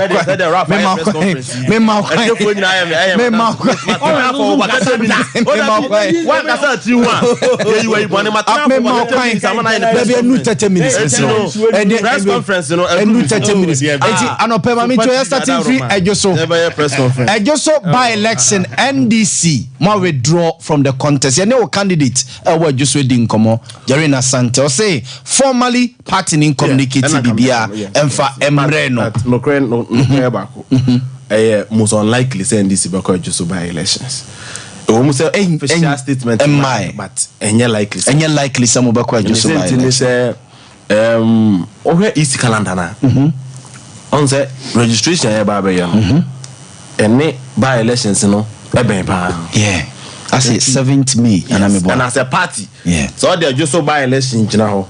Now the registration I be ya true ni papu fu din akọ is in krata mu ni gina ha. Yen as NDC ye be take registration as first priority to just so by elections. Because registration just so by election e bet mama form majority in parliament no. Majority in parliament ni hu the ebesi awie. Parliament wey dey say do me yoma yawie. Registration e kate across the whole Ghana. All the 275 constituencies and elections makase so we lose our elections ayane election day ne ka ho but event any process lead to election day no so one ani akira Ghana fo ni nyina beto ama obate bedu ho obere enti ni pese so mudi nkobu kunim number 2 tia na ado ese we ensure so as a political party the next registration is na eba no a priority to us na we bia ECD ade yakosha ene na ben ho na ya hweye na ya ma ya adwen ko didi by election ho a na omode says according na registration so the other party no structure na over na the party is really focusing on upcoming constituency district registration na eba na be register new members and as new people into the register. That's what the party is focusing on. But until then, no, I think that the party will come out officially to announce say so would say parliamentary candidate no or can I say onya official free the party hierarchy. That is the position now. But I can sit here and say it is very, very unlikely. Send this and I'm giving you the reasons. The timing no any registration the party should focus more on the registration, across Ghana. I register and call for support your constituency executives near the branch executive near my friend from where some exercise, impact, I was so since you never go, you say they could go and send off. And if you look at the difference, about 80% of the people were 80-20. So why do you go and focus on such an area, leaving such an important exercise to say registration across board? So I think those are the things I'm paying for. Consider going in 2020 elections results now 82.83% as against 17.17%. Percentage in America. Nominal figures John Kumanya 68,326 as against 14,160 2024 from NDC candidate George Kwame Heji. And to look, there's a change in candidate this time around. Yes, there's a change. Yes, and on her Mami Kasa Okasaya, you can see she will definitely do better than 2020. Okay. But she will do better than 2020. But even with that, you know, if you look at the figures, now very realistic analysis. Now they so be winning. Yes. Now say Ode and Ode. Say you are supposed to take a decision as a political party. Are you going to focus on a just by election, or you focus on the upcoming registration exercise? And to me, see focus on the registration exercise now. But why more than say the attention in our beko ejoso. So penifoni winning in Omo de no ebeba. Again, Alhaji Mahmood Baumia ba Kumasi. Na obekasa tena na rafu kan o fa ntoma ba me wi ntoma na firi amanfo huru no amanfo huru ba o me Kumasi mum raf bacho man amanfo huru ba o me wo Kumasi Central Mosque o se ahwe da bi o wie ye no say ho de omukwa asori ntiri don't expect people to be indisciplined at mosque and Islam and Chesa ntinya mosque let's clarify things enye asori dem ho na omukoye program no o wie ye no ko ntwom nko na raf mo say UTPA ena oyi ni TPA ye na onam street ni so ho na amampo so mu die wunie onu ama yadwuma agugu aseye life ama Ghana ye kwa ye ma dollar 4.2 na 40 na obe yuti wunie ena egie who Kumasi Martin so who after do baby na raf mo something hey for teaching no mo saka ni ti e share kan so the omusi who no videos wo I'm not speaking out of broom videos wo na bia wo na mpese obebo it is secret me who be on social media but minim se mo kwa fasa nkumu ya banka ye the production team no abusa for say the year huru ba o mia wo Kumasi abonten so minim se no awana na sa we flag bearer MPP we flag bearer MPP o na de ne ba Kumasi ne ye bo ni tutu Kumasi a sa de no ajegu asayo aje ba o me ande de o mo adi se enye o kasa o se o mo so ko fa seremni eyampa ampa o ma yisiremni ntimi sei o mo to aba na o mo yi Alhaji Baumia as flag bearer na sa se me to apostolic hymn new nyamka o nyanko pon wo so rosoro ho atera new nyamka o nyanko pon o wo so rosoro ho unente ameto original wo to say ne ye nyina ekosirim 2024 aba na ayekoto no esirim fu aba adentia otofa soro esirim otofa forma esirim ayi se wo shawo dem na woda otofa soro esirim otofa forma esirim ayi se wo shawo dem na woda se wo nkoto ase ene say ase jane say NDC candidate esirim ni MPP candidate esirim ni so esirim formre so this time sa propaganda na omo ye okrom ase no shama amefo na na omo keka kire omo NDC esirim for party na okodi esirim for na china kotoba ma esirim ni no enya adwuma biem if you want to serve any candidate nti wa fo kan am tell am say eno nyam ko Nyankopon e wo soro ho enti aba we ura da kan mu a senior otofa soro a esirem otofa forma esirem ayesa wo shawo dem enti eyesirem fo aba o say abre bia won emre every time bia won emre this 2024 election ya to ne sen ya to wia president ni will come from the north. Ejimodi Baumia omum kura. He is the weakest candidate ever in our history any party will get to contest with. Me sure say Ghana. Embere ko yanimu. Party be fortunate. Anya party we weak to say Baumia a contest against him. Baumia will go down in history as the weakest candidate ever any party will present for elections. Area Baumia be no. E bin si Ghana bakwase muda December. Na part na kwase kwa na ma yebon tutu no. Sinya wutimi na da ni pass anko se awie yo. Ewia se Bob Malika be or say you can fool all the people, some people all the time, but you can't fool all the people all the time. Yeah. What mean that any pastor uncle say you last 4 days? Me kwa dum ko to ade o shop bi. Me kwa minimum so mo hwe so papa o. Me duru ha na masa say hey, kwa me tia woni e kam dim hu sie say wache me. And I'm so senior me o. No afro obi o fon so hey, ba tia ba. Senior, gina ho no. Weba kwame monyire mo ho na we aba kwame monyire mo ho senior monyire mo ho kwa me kan be 100 sa obi otwam bia na ka bi bo abe kwame monyire mo ho Kumasi abanti so adum I'm telling you Central Business District of the NDC is coming again. The victory of the NDC na mi moral kosoro kais ami gina ho no obi abe gina me nche kwame monyire mo ho na we aba be kwame atia monyire mo ho mo say kai utimi say Kumasi sorry you can't deceive the people all the time. Rap, Munkunto ni munada mutwa wo Kumasi nya na muto da ho. Yes kejetia no. Omo so otumfo na esi sati. Ya be sha santiman no nyam. Asi kejetia ediama asantiman. Obien who obetuma underplay the importance of otumfo in kejetia project. In fact, as I seen it no cry asantiman radia. So nobody would downplay that. But the project is a government of Ghana project. Yaw Boamah ni NDC esiama asantiman. Omo tena higher propaganda so otumfo na esi marketing. And the talk Kumasi for team. Na when na omo buy na omo che no, my beat me fie ni ncho. Me pie ya o che mo say akwami. No otumfo marketing na ke me for na eche. And I'm say say I can't tell my munti. What's it? Hey, my beam in wood, my name in the me can't that me as otum for dia. I feel I do otum for see. Ya buy na care me for nature. And I'm also control almost say kejetia otum for dia bi na mo for mo to abamam. And then depending on who some control for. Central market I must say multi. Last 5 days. And so na from an fire no. Me call Fox and I'm saying about tired there as your hono. And I'm from an be calm Michelle. Senior mo se nipa ni dwane ba obi dwane ba na mo se adan o mo se hey na adan na kufa do asese ho no en fra ma fa na obi dwane o na e kabum gigigigi opa bie phone light tu na de na central market na en fra ma fa unam ho wuti gigigigi edwiregu ani entu unam ho mo se nipa na ho ni obi dwane ko de side o se hey Kumasi for de aba we de ma huna mane papa ye ababoni bi de moto any penny move obi edwane ko obi am person be ben ade no because won am ho a wo de se na ade na kikabom ase edwiregu ani one who project aye ya sika da ho a ahotida senior obese o si singing room self contained wako for engineers experts o ma be se am won say unya 100,000 Ghana cedis a ebetuma the singing room self contained yes okay ebre ko na nim tian fa 20,000 kran to so na 120,000 Ghana cedis never go see project no.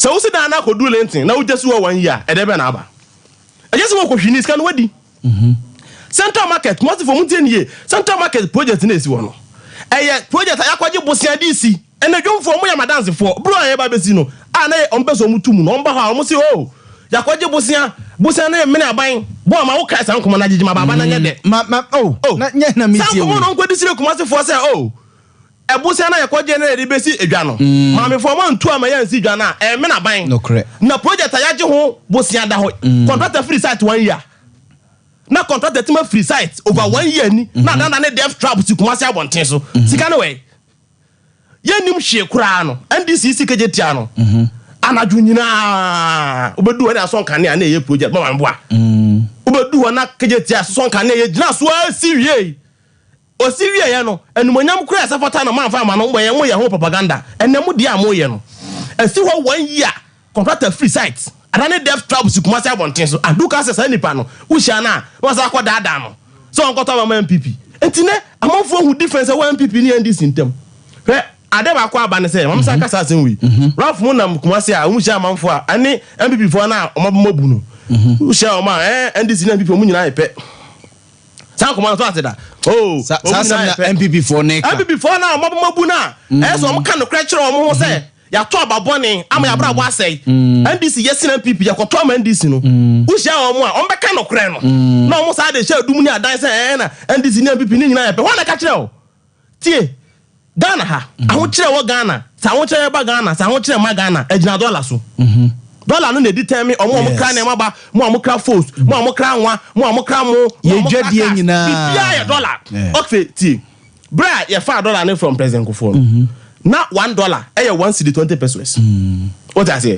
ye free abam 2016 na dollar ne ye 4 cedi 20 pesos yeah 4 cedi 20 pesos and mo fa no 1 cedi 20 pesos and mo di wie 4 cedi 20 pesos into mo de say 3 cedis na be kan and do calculate a enfie nwotwe no Yaw Boamah ne NDC for na ya bon no ye de 3 cedis na kan ho ene de ma abinfo yi abusuafo yi adwadifo mu nteni yo from 4 cedi 20 pesos and dollar ne ye sen as at this morning, 13 cedis 42 pesos. Yes. Enti what tifrim? Enti Saturday na Ghana before 2016 elections. Yaw Boamah incompetent. NDC for asa, oma say economy, oma Boamah no, enema nko yie ni nyina no. Na de gyina so omode kasa ne say enfie nwotwe NDC de 3 cedis aka dollar ne ho. De ni nyina o, press conference akese incompetence. Yaw Boamah bon economy ni nye. In 8 years, we added 3 cedis. abinfo ya musimo na munum abinfo na Dr. Lejima Ombamia wakoye Zambia for economy ti economy wa bin on the economy e dey Ghana man no from 4.2 in 2016 now it is 13 cities plus. Now different na difference in every party awabon I don't know can see yen na yepe. How can we be the same? I don't know kind of crunch sometimes let's speak the truth for once. Ghana for yen kind of crunch ho obi sha no ka send this in MPP omu nyina yepe na den obo a ka che ne say and this yes in MPP. And the facts and figures are clear. So betena so enfie nwotwe na me the 3 cities ka ho na wo betena so enfie nwotwe na the 4.2 quarter 13 cities am no yepe. How can you stand there and say and this in people yepe udwa na wudi no nyama na wo kraba no say the nyama ne bosi kosoro no go and compare and then this is and nyina yepa mo amokra force mo amokra car ne mo amokra spare parts. Sit down, be honest to yourself. Can the crunch when the busa won say and this in BB time. Why dey na woduma koso? Okay. And then can the crunch when am go for that die Okroma say and this in BB yepe. We can never be the same. E be yes in be. And then this yes in MPP. Na ye ko enim no. Enti ye ko over there for so na obeka say Dabi masa ye the performance tracker ne beba. Ye the performance tracker ne beba. Dabi over the next 2 minutes. Conclude 2 minutes 25 next 25 ya time and now they can MPP asem 25 they will hear so ekwa bi so no yes how you organize na youth wing abeya and now when you go track mu aye bibia anti wo time na dia ye enti pressure na mo dey ma vice president Dr. Alhaji Mahmoud Bami me asem we me MPP wan me trim yes me nka ho asem bi kwa say ye ba ye be kan niema ehia Ghana for no ye nka ne de MPP so the last thing I make comment on ho ne say me same ne Yura Matopuku prempa enka meja o running mate sama mo enka obepo o running mate na mo so mo format de kire say na say yana kodua mo ya medi nkomo mo say tuade woni MPP mo MPP mo ba woni MPP mo asem ba the fucking cast ma MPP mo fucking pa na say yana kodua mo ba chantere and almost the origin ndudu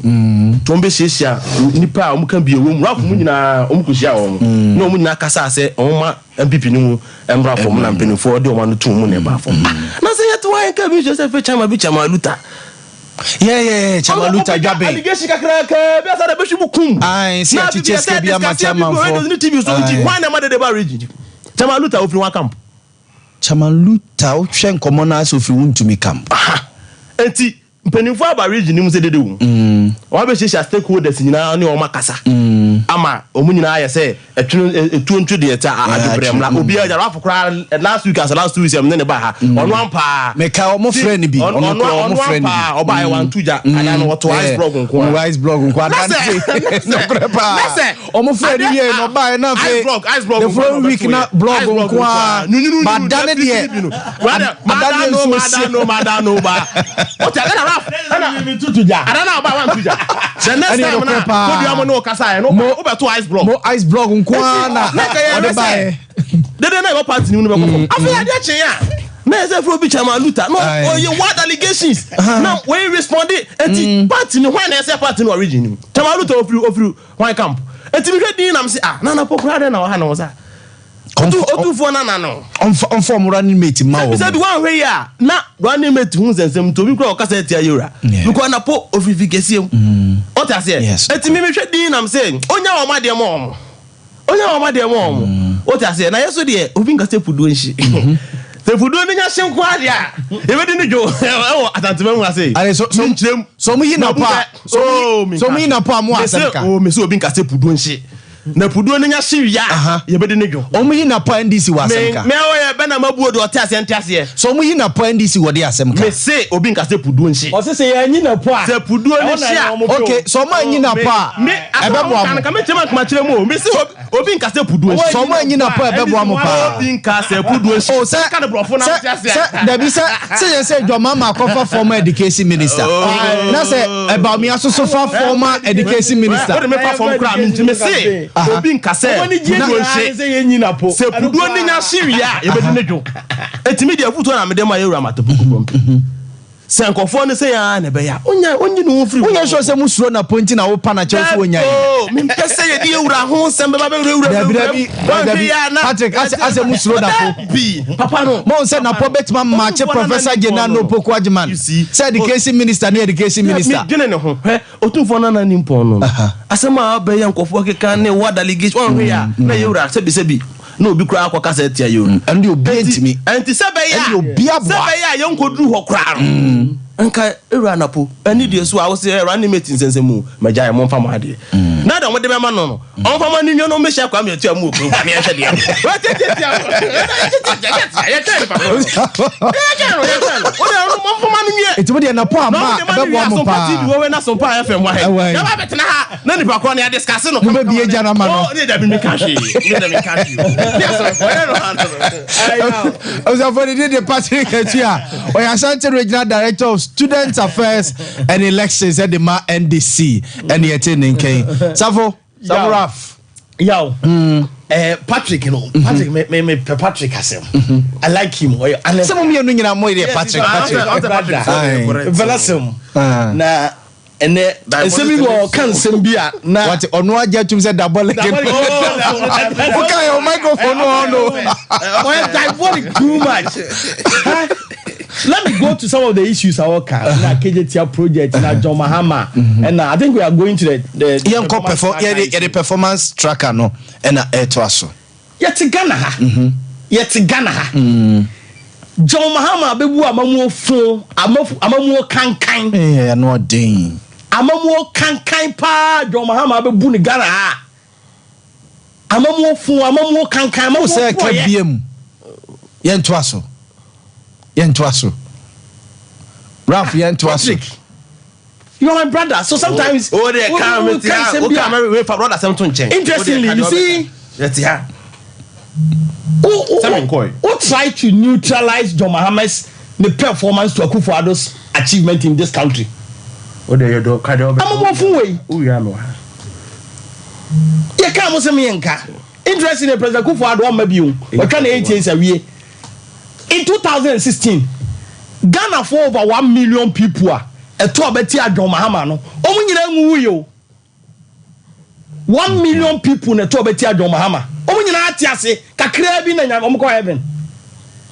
Dudu no John Mahama amamu kankan, amamu a yedum kanea na wo magazine wontimi nya adwuma.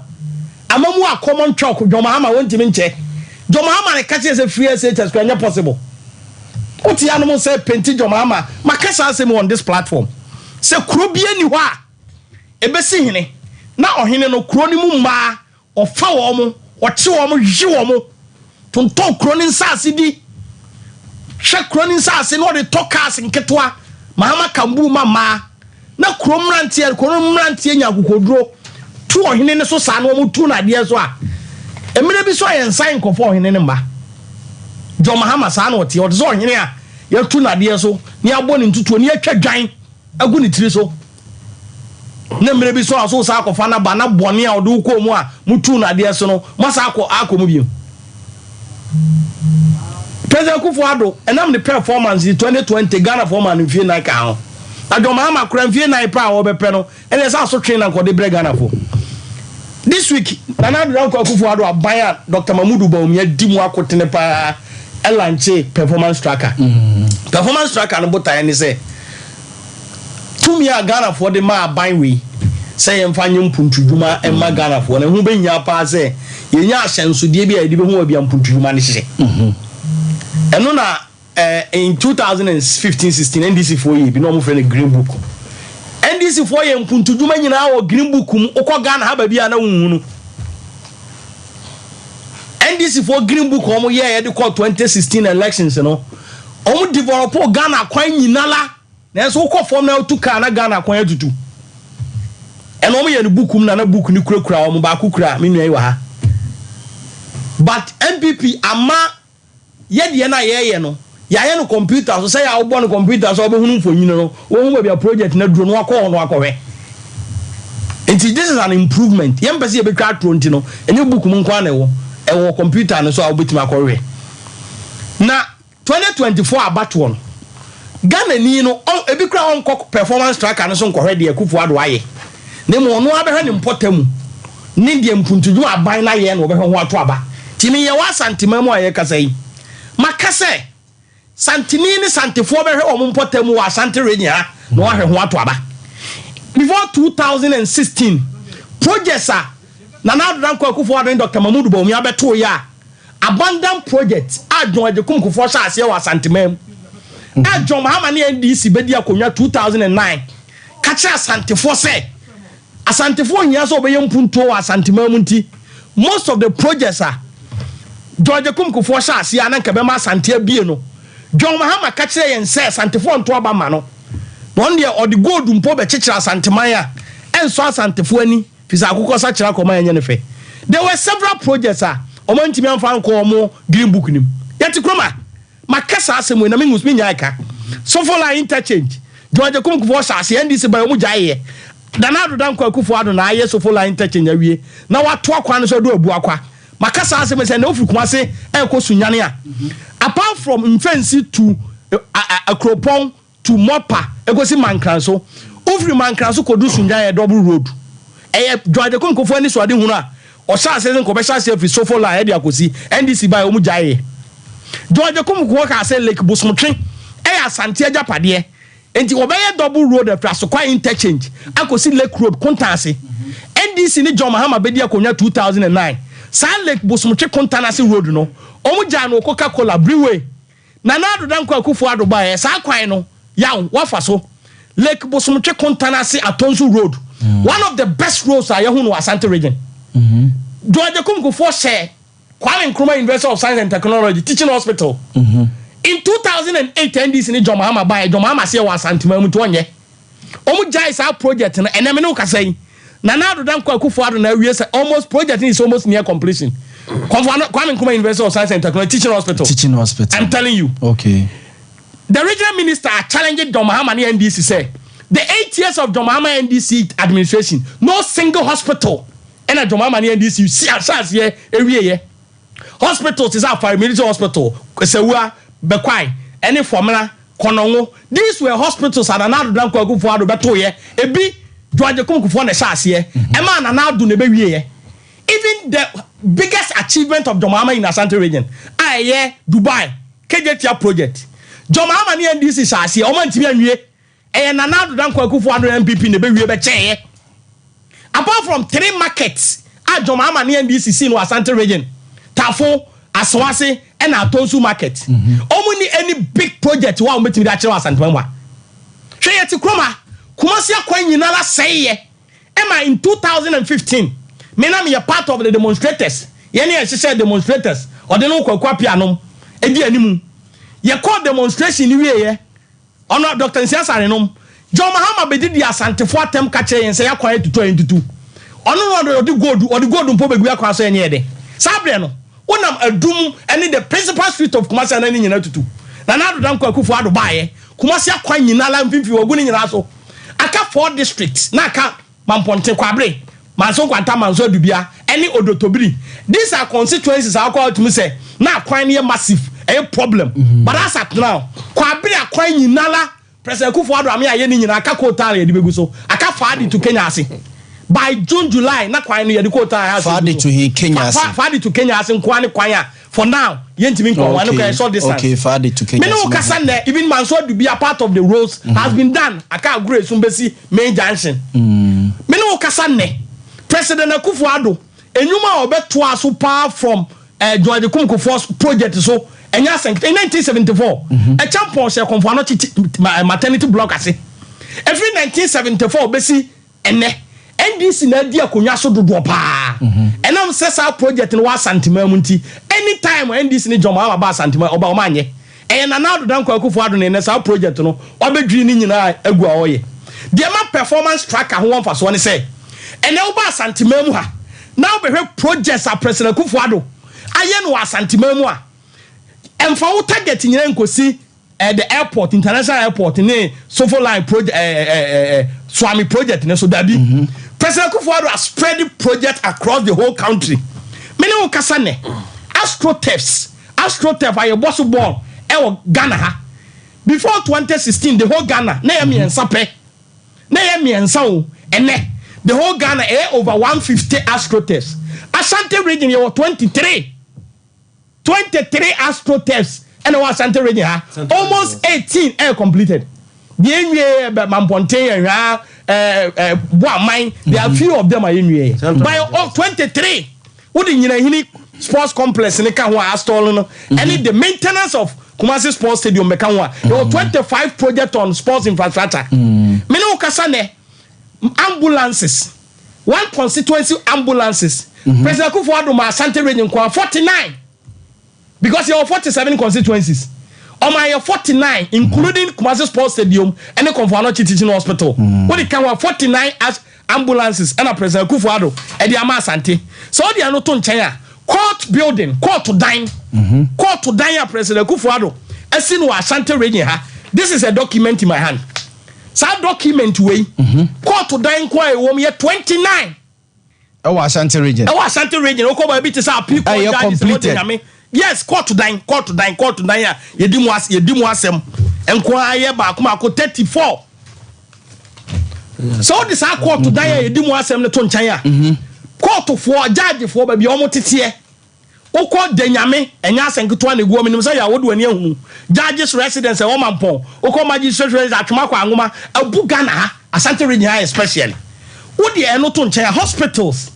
Project hospitals are Yaw Boamah ntimi anwie ba akono na na do ranko Kufuor do abewie sewa formena kumawu ono nso ahye agenda 111 hospital Ashanti region kwa 17 no 13 ongoing by September na ya wie almost 9 as a 10 near the acquire election 2024 hospital kwa Kufuor do see 111 hospital Santiman kwa 17 15 ongoing.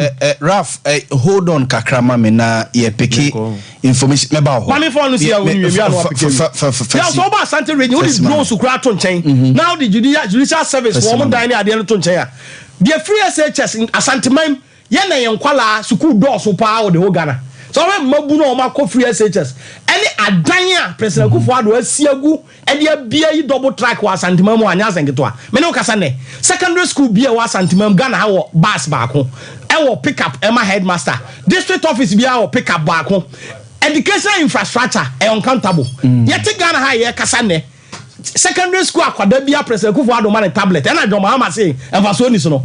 Teacher ni bia ya tablet kura na laptop or teacher for the child. So called digitalization. Dr. Mahmoud Baumia di animu na. And I mean kasa digitalization, passport, DVLA, national health insurance, scholarship application, and now person talk credit in Pogu meter so and I do mienua. Offer mobile phone to me talk credit.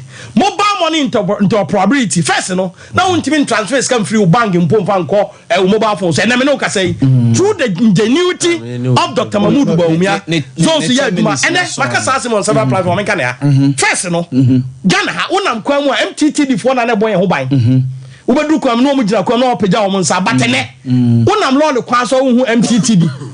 President Kufuor do abo cameras white na atwa Ghana ni krom ha nyina asia e adwuma pa wo de opa di bone o camera na se na nchew ade be cha no pana police fo gina wa ye de woko Ghana ha ene mpempen so ayeduro no and a Ghana card in 2006 President John Kufuor sa ase a NDC Yaw Boamah na omunim hu nim de enti o mantimi anwie no and the President Kufuor do jama Dr. Baumia 17 point something million Kenyans and the Ghana card and the Ghana card at birth Raf Meda say any corruption to a Ghana ha Raf Meda say Raf amamu full of corruption amamu tantan who better say what dance your yet from Yaw Boamah the Yaw Boamah site yet from Yaw Boamah say the Safo Raphael Patrick where the Ashanti Regional Youth Organizer of NPP and yet more messages kakrama memfe no mama wansa Dr. Prince Obriyeboa ese ohesho no from Volta region na ose Borga good morning. I am gradually becoming the most potent here in Ghana politics. Political actors must start coming to me for their destiny review. I talked about Alan Chamatin resigning from the NPP and it came to pass. 3 weeks ago, whilst you were sitting in for Maihene, I predicted that NDC is likely not to contest the Ejoso by-election. Let's wait and see. Oh, okay. It's way. Yes, Mekai. General election, Asante region ko mo ma. Yeah, koso no. Also mo ma just. Oh, jai. Me say general election. NDC one. Dem am ko Patrick Etia. Am ko Patrick Etia ho. Me nua Nuru so ewo eye adwura. O say good morning ya or enjoy show no. And teacher constitution we am say or say good morning ya. Obi bi obekọ so problem bia ewe Ejoso will be arrested and prosecuted. Or say tell Patrick Etia to stop disturbing our ears. We a teacher constitution we am say and the way about and Oteko koso na ewo drobon so or say anyunofi na omo information center bi wo honomo or say it is loud and clear ewo honomo a kroni nyina etien yeda wase and minua eye agree or say the way the NDC guy is talking, what exactly are they coming to do different from what the NPP government is doing?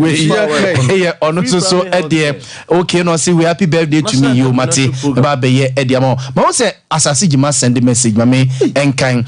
Or say, Asasi Jima say, good morning, Yao. Watching the show live from Asante Mampong. My regards to the guys. We, Asasi.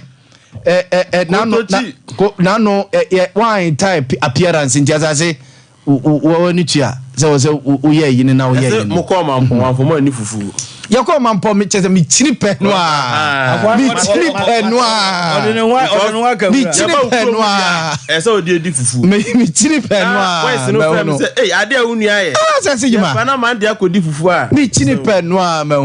Also, what up, Patrick, Mamintio, but I don't pay a test. You see, a Russian lawyer could and teach in the hospitals this year. By election, no. Matisi say on my Russian lawyer could and teach at the Neco hospitals this year. Yenemo eka say order a year. Amenka Hospital no all for security reasons. Or that Legacy Hospital Asokore Mampo. That is where lawyer Kosinyan Techi S. He has been hospitalized. Lawyer Kosinyan Techi has been rushed to the hospital. We according to doctors, no more say it is because it was caused by not eating all day. We wish him well. Enna anopeya so statement be about president the statement about clarify speculations and na ekoso the entire uyi director general or that senate statement in that or say it has nothing to do with misconduct or malfeasance. Nemum a ongoing restructuring of government and an Amsoma president are replacing na and your malfeasance and misconduct be anima president a statement a president Akufo-Addo Ediaba a director general of Senate Ayinidi. Mama say a auditor general so president Ayinidi. Which confirmation Baba Mandi Sana Mate a papa no your whole contest MPP primaries be war Eastern region your friend say bosom pion say bosom pion one more than 60 years. Yes. Controller and accountant general. I am told it's a president so but auditor general me controller and accountant general yeah mame can ye mame tio adru so Patrick Etia senior mame sha say free side we government performance tracker. Yes. In Kontompa, MPP for Chateau NDC so Asante Mantemu from 2016, 2020 almost had the bit out. Bakupa Rafa Saka Wahano pay. Say yes, say John Mahama say Asante Memu had a would go to cry a coin and yafe. Makasa asam ne Kontompo no krebi enu. When I walk and I say President John Dramani Mahama, former president. On cast asem no baby da madam before any media for no bia sa but unim e wi ase utwa nkontompo sa etimbe no kre na kosi chede ye ni tram card be betena bia no boss and boss one na to nipa bitrim I am daring rough today on me baby crowd John Mama that I'm not a president Kasa you can imagine who media for or the cameras who events and video what is say MPP Libya Kasa I am very serious on this issue I'm an abo audio say muntie say John Mama kan eda obi a o tie me across Ghana ni baby a why not audio John Mama Kasa asem ne da that time he was a president ebio why now video of President Mahama making that statement that person should bring it out so what you crowd who your media ni fish say me contemporary bar system me what did I say radio obi abo John Mama voice Kasa asem ne da what is say obi abo video a omo Kasa asem ne bi da oh please Mr. Miria mesa mo abo ayentro obi akotra asem ato obi aka asem aye ka no yes obi aka say Ghana web obuza mo muntie ni yo yes obi aka say nipa na ya kana asem at the time he was a president one baby kro aka asem no eyehin two what the audio say John Mama Kasa asem ne da one who video da time a Kasa asem no ho na ho media for be na ho Oh, challenge there. I challenge you. I have said it on several platforms. Oh, they said that's Beyonce. You can't say Ghana web. No, actually, one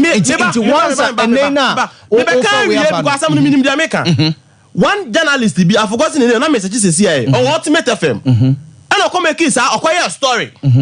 And I put this portion in the story. And I call viral. The guy later retracted and apologized. Yeah, but I say if I don't want Kasa, some the best thing I want to me. Now, you need to let certain he should be rotting in jail by now. Look at this. You can't sit in your comfort of your house. Write such a useless statement about a president. I'm telling you because you see all the statement about one thing. Now you can't even verify because you don't have audio, you don't have video, anything. Now opposition the now sentiment was saying I can't do good. Do you know what that statement means? To say no mama say what they go to cry and that's a false statement. Rough. Very pure publication. Ralph, now Ralph, they are almost some champion at Domano. Remember, Trebia no more. So I'm putting it on record today. John Mahama have never said it anywhere. On Kao Babiada. Say, would you go to cry and for what they are crying? So that is on that. That is the fact. So Obi say, Obi saw a contrary viewer. I had a TV, so offer video, offer audio, on my baby clock and media phone on one on na obi amfa embra bonte now ujambo amase anope wochia wai medana ujambo amase wochia mu anope project ujam mami uti omachia wo be hitisa mami ko project ni you see ya ti krom we Ralph ya Santini so fi bonyu side mi fada ngomase kwa break o fada ngomase mi fa twema wo agwa obufukura obetima kofi my house number age 35 house number is age 35 age 35 I'm a lawyer. Okay, this is kind. Dada. Nana kusibu tu awanya baby. Oh, jame. Nana ketewana na neme. Nana kwa midu na neme. Wow. Ano hene na neme. Nana Japan na neme. Kai. Typical. This is kind. Atumani kind. Royal. From Atuma State. Now, okay. Me Asante nkom. Aha, yeni. Ya try asie wie no bia hu say. Ye be ka Asante semi. Se ka Asante fo a. The nipa dodo na nim ye ni say business people, business oriented people. Yeah, adwadifo. We are traders. Yeah. And this we aban. Na obetena akonya so na wo cheche Ghana cake no. Na opese we ya ade a ebe touch the people of Ashanti pa. Ade a say we ye market. Because ho e na Asante for ye crash e ho e na ye dwatire ho na ye bedidi o ye be kwa bo ye benya ye change agu ye kom adada ye ho ye bibia. It is because we are business oriented people. And the time I NDC better na so who say we need to invest in the market. You can't put to one any party or dinner santeman ho any nkofo be on better be dada yen. And you start here na see there be market e wo kru man baby ma muti di dwane nye. Enti yempe partners nye ncha se ne mubu ni ensi. Enti atontu market ebugu form and esi ne foforo. Asawase market ebugu form ne esi ne foforo. Tafu market ebugu form ne esi ne foforo. Nko wa gwa market ebu esi ne foforo. and carrier market yebu yesini foforo even you say satellite market atasemanso udu atasemanso I said okọ konkromase no say right thing there's a small satellite market fefe bi show ni nyina and then this single room senior ndo ba be o mwa so single room o ka sametena ha oh rough me so let's see say adwa ni nyina yes ni nyina oh me yes so na me nua no time na hey ade yasi hey ade we minimum yo yes see some market ni nyina wie na yamana so ha na yes eh santimemu de edwa kese pa e wa ha sei eye kuma se dwa kese mu ni nyi obata ho eye kejetia enti se yebeye de a yemfa yansan ka kejetia na yesi ama yensi ni tra keke ene ekohu se market bi wo Brazil efe ye ba beti no ye ba from on se na ndc ye niam ye fa MPC bi e wo krom ha e fa assembly members bi e wo krom ha sen e de journalists obi de jam me go na mko hwe ade na ye hu wo Brazil no hwe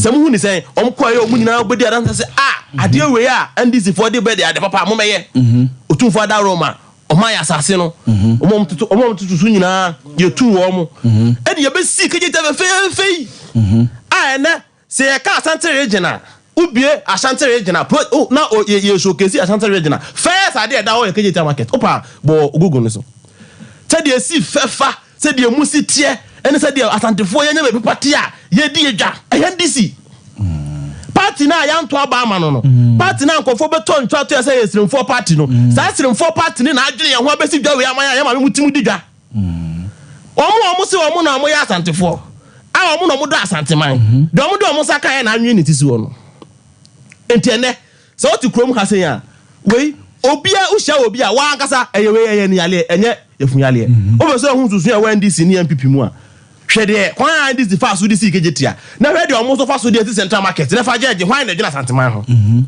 ya ba e na president go for start so full line o chan talk akraka send ndc and go to full line ho you see on this big platform Raf udim say ade we am fatao so full line was just 15% complete. And I'm speaking with facts. I am quoting Finance Minister Yura, your friend, the first budget already here in 2009. Now, all mentioned projects in Ashanti region. He started this categorically, say, per the handing over nota, President Kufo Minister handing over the man. It is stated in, say, so for life was 15% complete. And Obi took massive yearning. Now, please, I'm telling you, project what's that?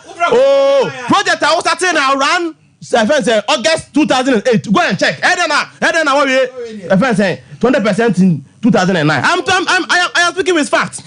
15% complete. Yeah, free power no. Ni aye interchange ni nyina wie. Pillars ne samso ni nyina wie. Aye kwan na dia kodo apatapa junction mi krom kwan na ka wasem no jam na menka.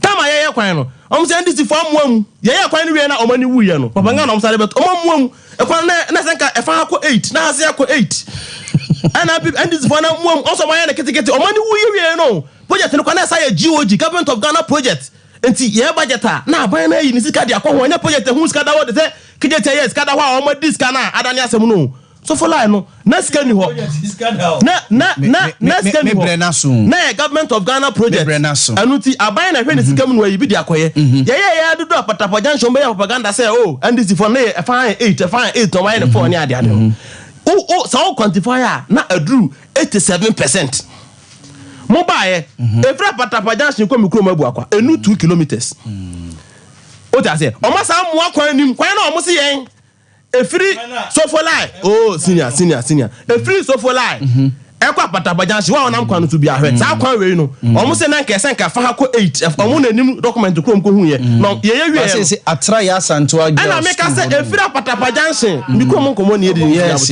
efiri patabajan shi so me atwumani ewu nim na me show me atwumani me atwumani awutimi ka baba awufi oh me say minu nyina ye disrimfo achi minu mienu nyina ye nyina ye disrimfo achi me time so na kan pese me kwa just 1 minute na me fa my reporter ho na ya confirm me lawyer kwesinya ntachi incident ni mesremu a say be 5 minutes bi na odai unim enti ye sa niam ni nyina wie ye no obi otu kumasi bia hu nsunso ya ndcd e ba Asanteman hospitals are beto ye omo ya omo se won che hospital ba kwa mu wie ye no kre